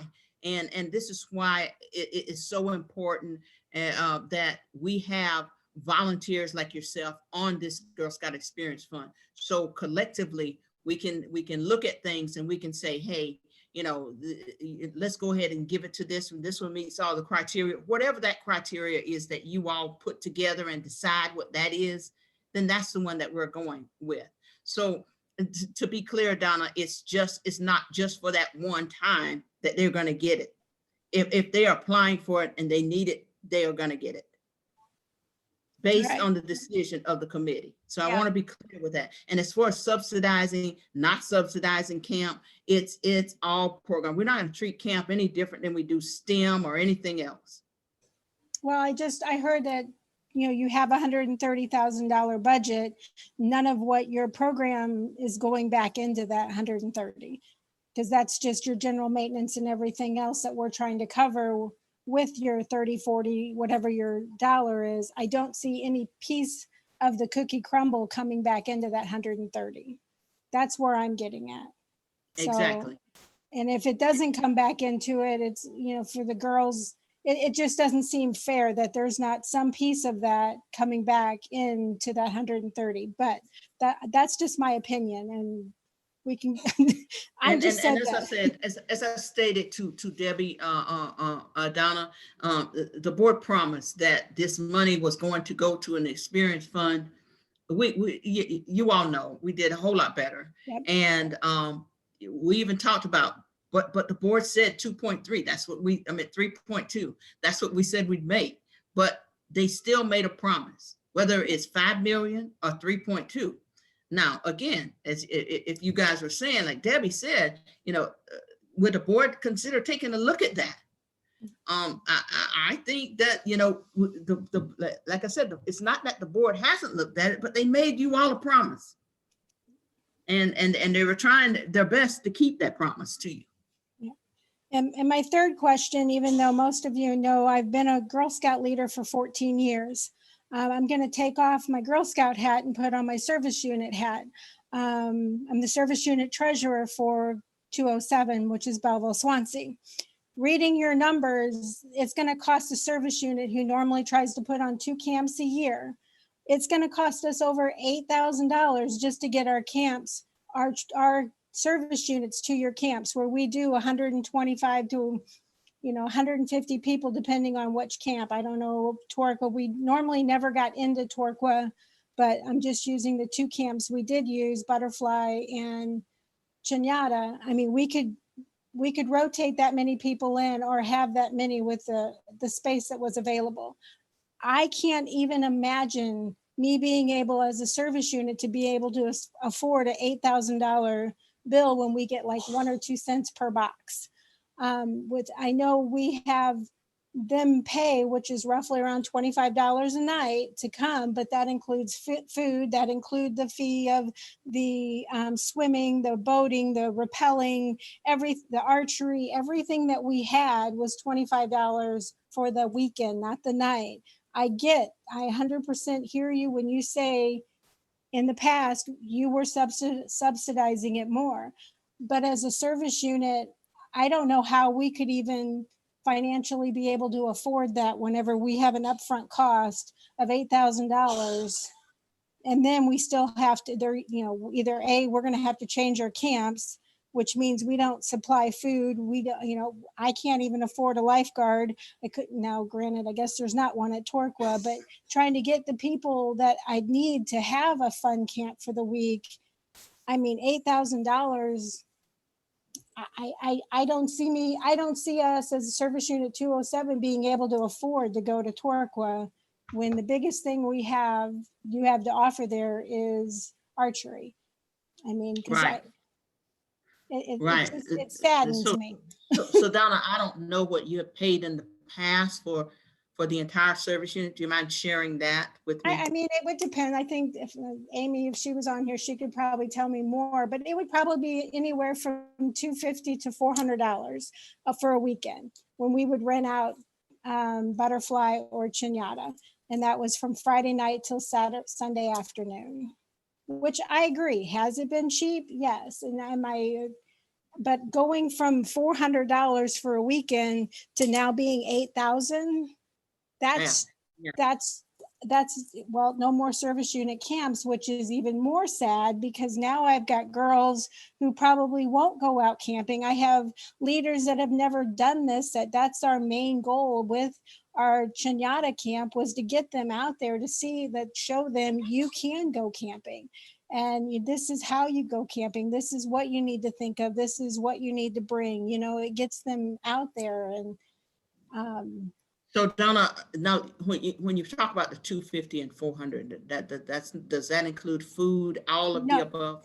That was just for your camps. That was just the price. Now, if I'd have to go back and do the food and everything else, I mean, we typically always broke even the way, I'll have to give it to my volunteers on the service unit, Amy, Jody, Stacy, I can't even name you all right now, but all of them who would go through and what we would do to manage that camp. We would pretty well break even at $25 a weekend. Because I'm a mean treasurer. I'm plain and simple. If you make from, I have my own budget within our service unit that, yes, we submit forms and they tell me what it's going to cost. And we agree as a service unit, do we agree to take a couple $100 loss?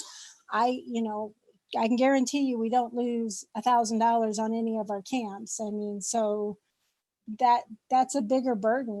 Because we're going to be expecting them kids to pick up at least, I'm just guessing, at least $80 to $100 for that one girl to come that weekend to one of our camps that I can't even offer what I was able to offer at Butterfly. Okay. Okay. So, what the figures that Ann showed you, I think it was 2 nights, 3 nights, and I think there was one for a weekend. And I think that was what individual cost. Help me out here, Ann. Where's Ann? Is she on? Yep, I'm here, Loretta. It was 2 night, 1 night, and 1 day. So we had like almost 250 people that used it just for 1 day. Yeah. So that's why. So it's 3, 2, and 1 as far as number of days. Yeah, I noticed in the notes Amy just posted that it basically cost us just over $1,000 for our camps. And $1,500 for Butterfly. I see that too. Yeah, and Butterfly always did cost more because we rented more. We had lifeguards, and so that camp was higher. So I just, it's just me as a service unit speaking as a treasurer. It does make it very hard for us. And I don't know. I don't know. I'll be quiet now.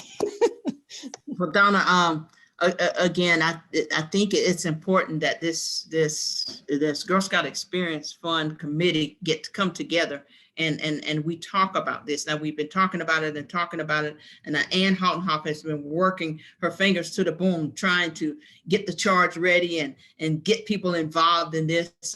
But I really think that your voices, bringing this to the table for the Girl Scout Experience Fund is really going to help the board in their direction. Now, again, there is so many people that with their hands up, and I want to make sure I get to everyone. So if I called on you before, if you've been called on before, please don't be offended if I'm going to call some of these people that I haven't called. So I'm going to start with Lisa Wagner. Well, Lisa, have you spoken yet? No, I have not. Okay, go ahead, Lisa. Well, I just had the question on because they were talking about with the daily rate, and I know there's been a lot of them asking, at what point would it be a daily rate being charged? Because like Debbie said, if we would take our girls over there, because we usually try to do a camporee every year, we would only be at the camp for 3, maybe 4 hours on Friday be there all day Saturday and then be there for maybe until noon, 1 o'clock on Sunday, would we be getting charged the full daily rate for that little bit of time usage on Friday and then also for maybe half the day on Sunday? Or will it get prorated? Well, the way it is, I think the way we added that up, and you can help me out here, was for the 3 days, right, Ann? Yes. Yes. It was. Yeah. So what are you saying, Debbie? I mean, what are you saying, Lisa? You saying that you feel that we should be looking at that? Yes. What are you saying?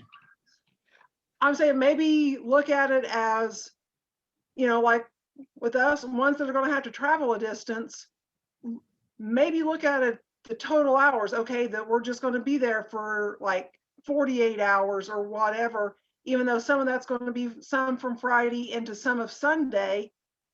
The cost would definitely be a whole lot better than getting charged for that full rate. Because I mean, we've got to wait for parents to get off work and be able to get their kids there to meet with them, because a lot of times we're not leaving for Camporee until like, you know, we usually have 3 different stops that we make.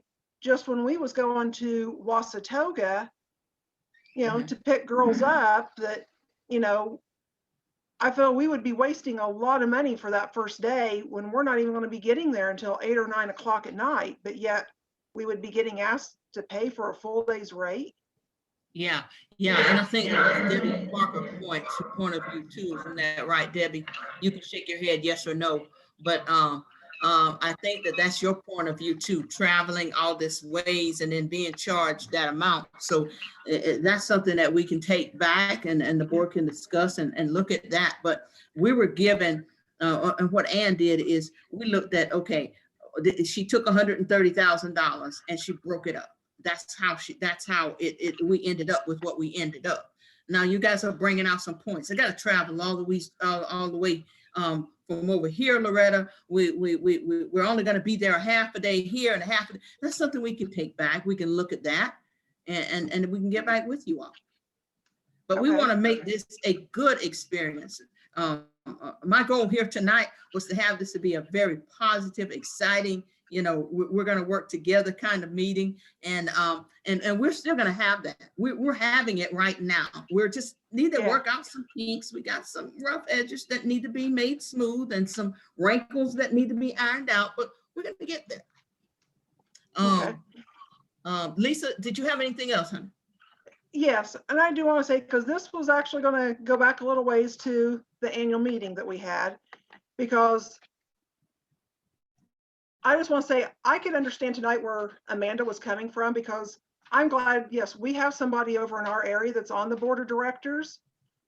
And I know this is probably going to not make other volunteers happy with this comment, but I was never more embarrassed by how a lot of the volunteers, and I should also more specifically say delegates at the annual meeting, that how the percentage was so close that they wanted to vote out our board of directors. And it's like they were so focused on one thing. They weren't seeing and hearing the whole big picture. And, you know, look at how the time frame that we were given for our charter this year. Look at the whole financial stuff. It's like they just wanted to be focused on one thing. And it's like, and they weren't hearing, it seemed like they weren't hearing you on, I believe it was you speaking, you know, that if we got rid of our board of directors, we would have no council. And it's like, I couldn't believe that they wanted to vote out our board. It was just like, wow. It's like, do they not realize the long-term effect this would have? And I know these board of directors, they're having to put up with a lot. And I commend them for sticking with you know, it. the board do not get a salary like Loretta. They do not. They work out of the goodness of their heart. I'm on a board myself, and we do it because we see the difference that it's making in the lives of our children, in the lives of girls. And so the board works very hard The board, when you all said that the board wasn't being transparent, I'm gonna tell you what, this board chair said, we're going to be transparent. We're going to be open, which was one of the main reasons why she said, we're gonna be fair. Moving forward, we're gonna be fair. If we're gonna sell one camp, we're gonna sell them all. And she really felt that way. But listening to the voices of all of you, because we came to the conclusion that if we can't decide on one, we're not going to be able to decide. So we got to be fair. And you all said we can work together. We can decide. And we just need to keep demonstrating that unity in the community, as I talked about earlier, and moving forward. Can we do better with things? Yes, but we have to hear your voices, and then we have to act upon it. I don't like it when I hear Debbie said, Loretta, it's going to cost me $2,500. Do you hear what I'm saying? Yes. So what can we do to work with you? So Debbie, you know, if you decide to go to a camp there, the Girl Experience Fund is there. I understand that, Loretta. We all have to work together and understand each other for the sake of those girls. As I sit here and I look at Mary, Marie, and Kaylee, which voiced their opinions to me very passionately and very straightforward. Those girls are on the board as ex officio members, but they are the voice of you volunteers. Everything that you all have said, I've heard it from either Kaylee or I've heard it from Mary. Everything that you all are saying. They helped me prepare for this meeting tonight. So I want us all to come together and figure this thing out and ask those questions. I welcome those questions. Board, will you consider A, B, and C? This isn't about finger pointing.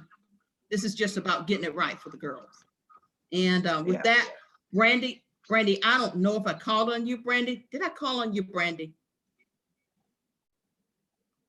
Brandy Tyler, are you there? I'm here. Can you hear me? Yeah, Brandy, go ahead. So my thoughts and concerns are, because I have 16 years in as a leader and have traveled to all the camps, and recently have done the scavenger hunt and traveled to all of the different service units on the scavenger hunt. I am sure people see me on the Leaders Lounge.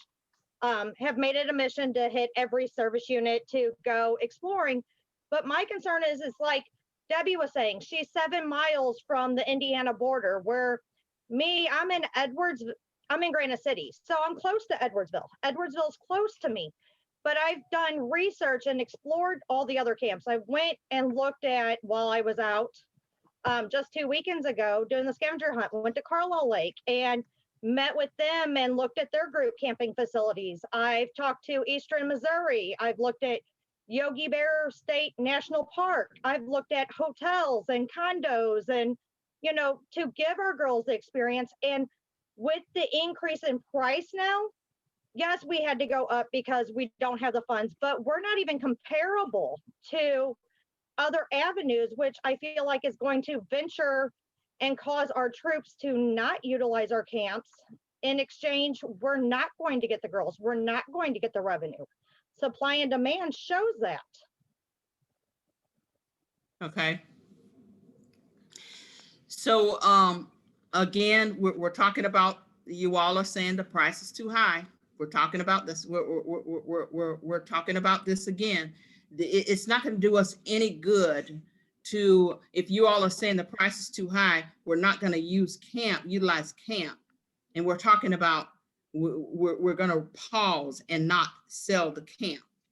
We need everyone. We need it to be affordable to everyone. We need everyone involved in going to camp. And, you know, we got to work out this price thing, y'all. That's the main thing. Right now, I hear that more than anything. It's not that you don't want it. It's not that we don't want to do programs in other areas. It's the price thing. And I feel like we're not getting anywhere because you all feel that the price right now is too unbearable.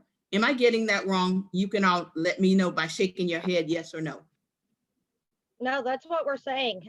You know, and especially with like us, I put on 2 service unit camps per year. I assist in that. And doing the pricing, like the last lady said, the price is just going to be unbearable for a service unit to carry.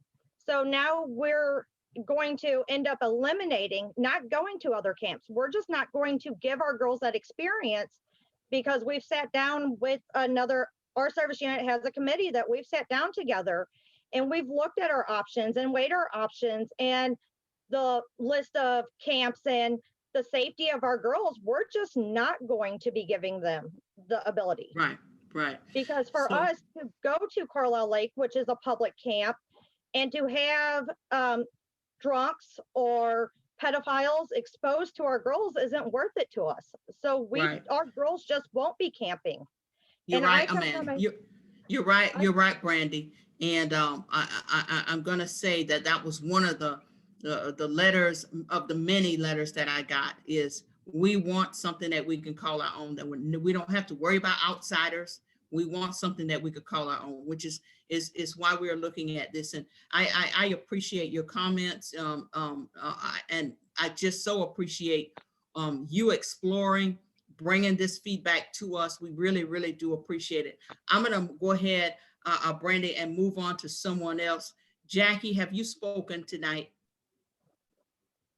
I have not. Go ahead. Okay. I am a fairly new leader and I have tons of experience in the Cub Scout, Boy Scout areas. And I'm actually one of the assistant rangers for Camp Warren Levis out here in Godfrey. And one of the things that we do in order to keep up the maintenance of our camps is we go out to the community and we have our community leaders, say our Rotary clubs, Optimist clubs, things like that, actually adopt a campsite, and they are then responsible for that, the maintenance and the upkeep of that particular site. I would love to hear if that option has been discussed with the board, and that's a great way for the community to come and get involved with Girl Scouts. We also have our honor society, the Order of the Arrow, take responsibility for campsites and some of the camp maintenance. They come out, talk with our rangers, and hey, we're going to come out on this. We're going to have a work day on this day. Give us a list of projects that can be done, and they go out and do them. Yes. Are those options that we can sit down with the board and come up with those kinds of things? Because I know I have my girls, I have a troop of brownies and junior Girl Scouts. They would love to come and get their hands dirty and work at camp. Well, let me just say, Jackie, to answer your question, many of the volunteers have said to me, I remember Donna Aaron saying, hey, Loretta, if you need help out the camp, just call us. We'll be right there. And you guys really, truly are some of the most amazing volunteers that I've ever worked with. You're just a phone call away. We may have differences and disagree, but when it comes to those girls, we seem to kind of put that aside and we come together and we work together as a team to get whatever done. Now, many of the volunteers have said to me, what do you need? I'll go out there and we'll clean up camp and I'll call this person or I'll call that person and we'll get it done. So the board is not opposed to any of that. So you just need to know, you asked, has that been ever presented? Absolutely. Volunteers have said that to me. And that is definitely before we wasn't looking at it. But now that the board has said we are going to keep Torqua, we will be looking at it even more. Great. Thank you. Let's see. I think Jennifer, have I called you? Jennifer back. Susan's had her hand up for a while too at the bottom of the. Okay, I'm sorry. I'll call you right next, Susan. Next, okay? Go ahead, Jennifer. Jennifer, I can't hear you, hon. Oh, I'm sorry. Let's see. Okay, go ahead. Okay, now you're frozen. Okay.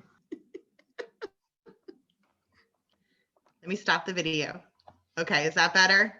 Okay, that's better. Go ahead. Excellent.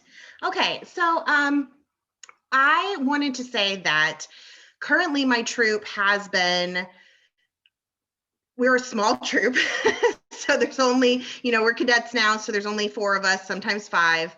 So when we go camping, we are already paying $20 a night for the facility, for whatever facility we end up booking. So that is a fee that we're quite used to at this time because, and if it's just us camping, we're not really splitting that with a lot of people. So I just wanted to say that there are troops that are already paying that amount. So it's something that might want to be considered when it is like an entire service unit or when every bed is being filled, that there might be like a reduced rate possibly available for those kinds of situations because, we're renting half of pumpkin patch or all of pumpkin patch sometimes with only 20 people, and we're not filling every bed. We're not even filling every cabin. Sometimes we're only using 1 or 2 in those situations. And it's more so that we have the privacy, so that we can let the girls run around and be free and have that option available to them that isn't normally available at a public campsite that it would be. So I just wanted to say that.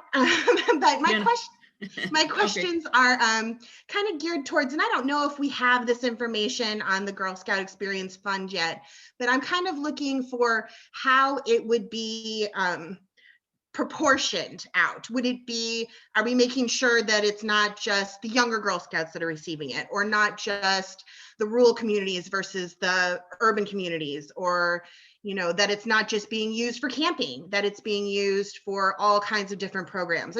I'm wondering if that's been discussed and how that would be, information would be relayed to us, or even just over the course of a year. Like if if we had a lot of events that happened throughout the summer and then we want to go camping in October, November, and the money's gone, or we want to do, a STEM Christmas theme thing or something, and no more money, you got to wait till January. Well, just kind of interested in hearing a little bit more about that.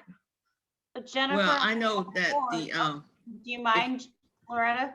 Yes. Sorry, I was Go just going to ahead. say on behalf of the board, it sounds to me like you want to volunteer to be on that committee. And a lot of those decisions are going to be made by that committee. Yes. Well, I will certainly be submitting an application. That's true. I will. and we want them to be geographically diverse so that it's not all the metro, it's not all the rural. That's why we want 1 representative from all 10 areas. And the board will determine the level of funding for that year, but then it's up to the committee to decide how to allocate it. Is it all awarded on one day? Is it done on a monthly basis? Right. We're leaving that up to that fund, to that committee to make that determination. So I wish I had a crystal ball, but we want the volunteers to be in control of that money. So that's why. That's the answer I'm looking for, that, the committee will be making those decisions. So that was the information I needed at this time. All right. Thank you so much, Jennifer. Teresa. Thank you. Teresa, you got your hand up. Go ahead. Hi, Loretta. Thank you. I am Jackie's co-leader, so my comment is right in line with what she was going to say. We are both Girl Scout and Boy Scout leaders, and I know that my husband's troop has many boys who would be very willing to come out and do community service hours and clean up trails and do whatever they need to do. That is part of their leadership experience as well as the community partners and others that Jackie had mentioned. Okay, well, we as I stated before, it's not like it hasn't been brought to us before, but at the time, we were selling all of our camps. The board just made this decision, so we will definitely be taking you guys up on a lot of what you're saying tonight. Teresa? Do you have, I asked it in the chat, but I hadn't seen an answer yet. Do you have a work list or a maintenance list of things that have been deferred so that we can have an idea on what needs to be done for Torqua? Yeah, we have a list. Wayne has a list, and I asked Wayne to be present at this meeting tonight, and I promised him I wouldn't call on him. I just wanted him to have a part in it. But yeah, we have some lists that we can share with you all. Now I'm talking to you, Teresa, but I also see Teresa hand risen. So Teresa, I'm going to call on you. No, go back to Susan. We were supposed to go to Susan. Okay, can you call on See, I Susan forgot. first? Teresa, if you don't mind. Yes. If you don't mind, Yes, let me call go to Susan Susan and then I'll come right back to you. Susan, go ahead. I'm so sorry, Susan. You're down That's here. okay. I'm patient. So a lot has been talked about the cost of camp and the cost per girl, and all things on both sides are absolutely true. We can't have a camp if we can't afford to keep the camp open, and the girls can't afford to come to camp if it's so expensive that they just don't have the funds to do so. And Right. Jackie started the touch off of the question and recommendation that I was going to present this evening, is that not only just the community, but with the Optimists and the Rotary and things like that, but I can tell you nowhere along my scouting experience for the last 38 years would I have cared as a Girl Scout if I was camping in the Monsanto pumpkin patch cabins or the AT&T Lucetta Lodge, or have we thought about? I couldn't care less what sign was on the building if it meant our girls had a safe, secure place to have all the scouting opportunities we were going to have. And it doesn't put that doesn't put the burden of quite so much of the financial cost on our council. It definitely doesn't roll it down to our girls who already are like crack dealers with their Girl Scout cookies. You know, I mean, really. Susan, I appreciate that. So Girl Scout sales, cookie sales is great for learning good business sense, for learning how to speak with others, for developing a plan, for a budget, for something you want to do. But at some point, there's that break point. And I know that's what we're struggling with. Yes. How hard do you have to work to have that experience? And where's the break where you decide it's too much? Right. So I know there are businesses out there that would love to say they support scouting, and how much that is, I don't know. But much like Donna and Jackie and several others that I know are on this meeting, we straddle both organizations for BSA and GSUSA, and I'm not sure how our charter is written, if that would be prohibitive to have corporate sponsors in that way with signage. But I know right over in St. Louis, right off of I-44 and 44, Boy Scouts have a gorgeous camp right there at Beaumont. And their big dining hall says Emerson on the side of it, big as life. Emerson has paid, I don't know if they built the hall or if they did major renovation for the hall, or they just donate money so they get to put their name on the hall. But I can't believe they get a sign for having not contributed anything. And that property is very beautiful. Yes. So can we work smarter and not harder as Girl Scouts and maybe try to implement a little bit of that? Because as I'm looking at the cost, yes, for any one individual, $130,000 a year is expensive. You know, I don't have that as chump change in my pocket. However, I know a lot of the larger corporations are looking for their good tax write-off, their good day in the sunshine PR moment. You're right. If we could utilize some of that goodwill for financial compensation to help create more experiences without the financial struggle being what it has been on this conversation. Yes, Susan, I'm going to give you a hand clap and a bow because what you're saying is so true. And I've been at this council now, not quite 3 years. I think in 3 months I would have been here for 3 years. And one of the main things that I want is everything that you're talking about, Susan, is about good relationships, right? Mm-hmm. It's the only way we're going to get anywhere. And I say to my board all the time, it's all about relationships. If we're going to get money, people need to know what we're doing. They say they never hear about Girl Scouts, and then as soon as they ask me to speak, they want to talk to me about cookies. And I said, let me tell you something else that we do. We're about 3 other C's, and that is building girls of courage, confidence, and character. Let me tell you what we do in our community, the leaders that we produce. When they hear that, they want to support me. You know, we have a partnership with PCs for People right now because of my relationship. We have gotten money from Google and other places because of my relationship. So if we can all come join together, arms in arms, and get out there, get me in front of people. I love to talk, y'all know it. I'm talking right now. I love to talk to people about what Girl Scouting has done in the community and the leaders that we produce. Once we get that relationship, asking for money is easy. But I will say that the pandemic slowed me down a little bit this year, but I'm doing every day. I'm out there trying to have a relationship with people, and my computer is always busy. I'm doing Zoom meetings. I was just talking to Columbia yesterday, the last week, and many, many more. So it's all about relationship. Everything you're talking about, yes, we can do at Torqua. Together, we can do it at Torqua. So thank you. I appreciate that. And thinking outside of the box, you know, we're trying to figure out how we're going to,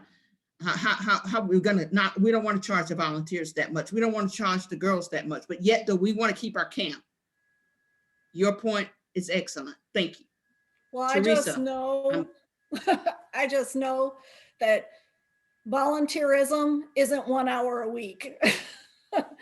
Much to the detriment sometimes that some of your own personal household chores don't get done because you're making sure that the youth in your life and community are having these experiences so that they become strong, responsible adults that you want and I need to the have other you, adults in your community. And I need to have you come with me and speak that. So I'm gonna pause here, Susan. Thank you so much. Teresa, go ahead. Okay, so I have a question, but I also have kind of a comment to just piggyback on what Susan said. I love what you said, and I think it's awesome. And I wanted to let you know that not only do I want to offer my services to make noise, Loretta, you know, I started making noise from the moment you sent that email. And I just checked because I was curious. Back in the spring, I had made a petition on change.org, and it reached 6,300 some odd people.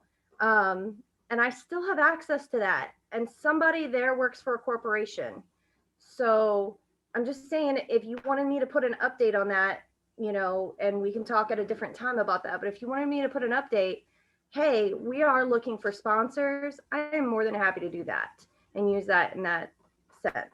Well, Teresa, I really do appreciate it. Now we need to set up a time where we actually make things happen. We discuss, and I was talking to someone the other day. I said, we can communicate all we want, but if people aren't comprehending what we are saying, we are absolutely getting nowhere. I want you all to comprehend what we are saying. Let's come together. Let's not just leave this meeting and say, okay, I mentioned this and I offered my help. Let's stay on each other and let's get it done. And then my question is, my daughter just sat over here for a minute and asked me and totally reminded me of something you had said in the spring. is the idea that you had talked about having this center that would be like a STEM center and all kinds of coolness. Is that hopefully tabled at this point if we can't afford $130,000 to keep a camp that is obviously very wanted? I'm hoping that that's been tabled, or is that in this experience fund? Like what's going on with that? Like, is there more information on as far as a STEM center, we absolutely, you know, when you talk about a dream camp, and we did the study some time ago with I can't think of the name of the place, Kaleidoscope, and they had a program center, all of that, but it's going to cost a lot of money. Board looked at it, and it's going to cost a lot of money. Again, some of the same things that you're saying, Teresa, the same thing that Susan was saying. This is how we get that. Like Susan said, they didn't just get their name up there because they didn't, you know, Emerson got their name because we said, we want a STEM center. We all came together and we got the money to do it. So that happens when we do that. Relationship. I just want to make sure we weren't going to basically potentially get rid of Torqua because it sounds like it's still a little bit in the air. And we end up with this STEM center in its place. No, I can tell you right now, not this board. The board is keeping their word with the volunteers. And that is, if we get rid of Torqua, the money's going into the Girl Experience Fund, and made it very clear that, you know, the operations part will not eat up this money. The board has made that very clear. Okay. And so you can take that to the bank. It's not going to happen. Oh, and I do want to point out, my friend Carla's pointed out, and I feel the same. Not all of our girls are excited about STEM and STEAM right now. They're kind of STEMmed and STEAmed out. So yeah. And you're absolutely right, Teresa. All of our girls are not excited about STEM and STEAM, and all of our girls are not excited about camp. The girls are excited about their Girl Scout experience. Now, whether that's STEM and STEAM or camp, that's what we want to be there for, all of them. Did I miss anybody? Someone still have their hand up. I think I called everybody. So Janice, did I call you? No, you had not called me yet. Janice, I am sorry. I'm calling you now. So I'm Janice Monroe, and I'm actually in middle of nowhere, Illinois, in Service 521. So I am very pro keeping camps, just to put that out there, and to disclose, I'm actually on the Camp Wasatoga board. So to me, actually seeing the number of $130,000 a year is actually kind of like, wow, why does it cost that much to keep camp for a year as far as all the maintenance? So I know somebody had asked that as a question, so I don't know if that can be posted as far as like the breakdown of what it's really costing, because I know that's a lot more than what it cost whenever we had the one for Camp Wasatoga. And then the second thing that I had as far as just putting it out there. So is there a way, instead of doing it per girl, to help encourage more big groups to come, as far as like service units or bigger troops, or even like combining with a few troops to try to come together, instead of doing it per girl, as doing it per group, if that kind of makes sense, or per the area? I've actually not been to Torqua yet. Our goal was to get to go to all of them. We went to Butterfly and to Wasatoga with our troop, but unfortunately we didn't get to make it to Torqua or Chinyata before all this happened. And COVID didn't help us, because our plan was to go both camps before December 31st. So I don't know if that's another opportunity that can be looked at. So then everybody tries to either go maybe as a service unit, everybody goes over, or trying to get more groups together, that sort of thing.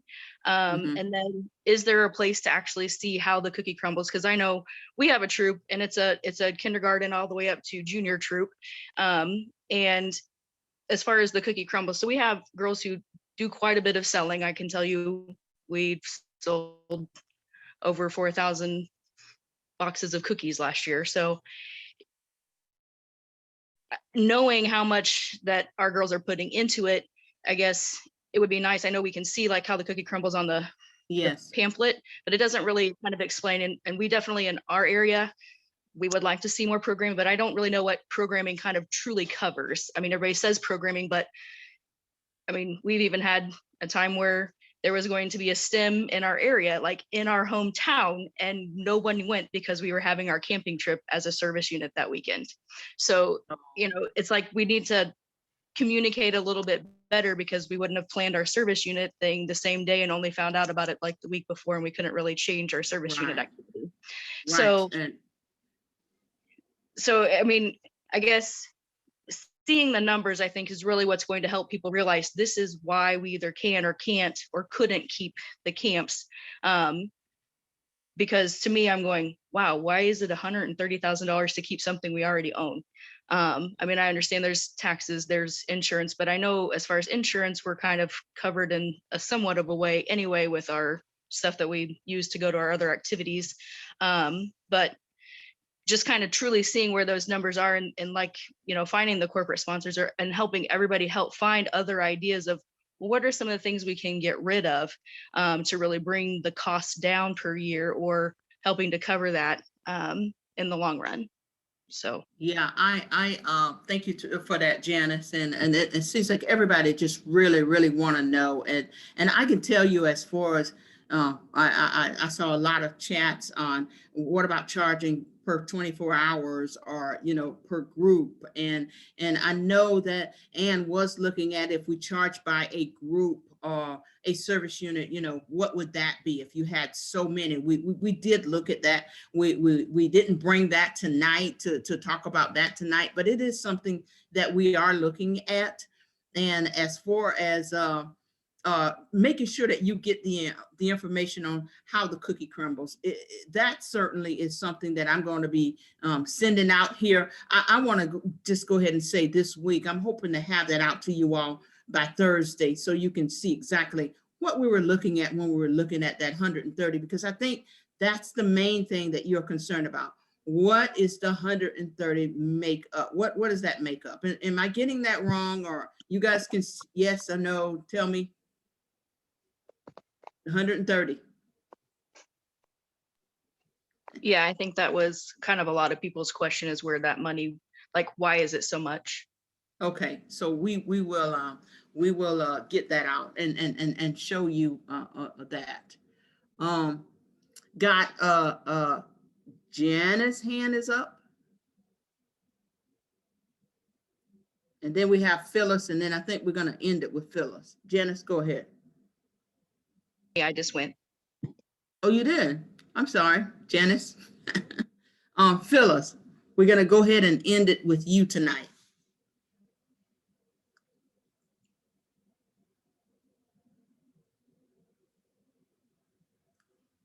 Phyllis, I can't hear you. You're muted. Go ahead now. Thank you. You hear me now? Yes, yes. Thank you so much. I'm sorry. I raised my hand a long time ago and quite frankly forgot what question I had at that point. I just want to say I have been a volunteer since 1982. I was asked to be part of the retirement ceremony at Camp Spring Oaks. It broke my heart. It truly did. My daughter, a lifetime Girl Scout member, drove up from Tennessee for that ceremony. So I understand how everyone is upset and worried about the closing of all these camps. I truly would like to see one more camp to be available. I am on the far east side now. Initially, I was in East Marion County. I am now in Lawrence County. I am 10 miles from Indiana. And so for us to visit Camp Torqua is a challenge. But if we would like to participate in activities in St. Louis and Edwardsville and any other Girl Scout activities in that area, that would be the place we would probably stay. So I would love to see this council keep one camp open.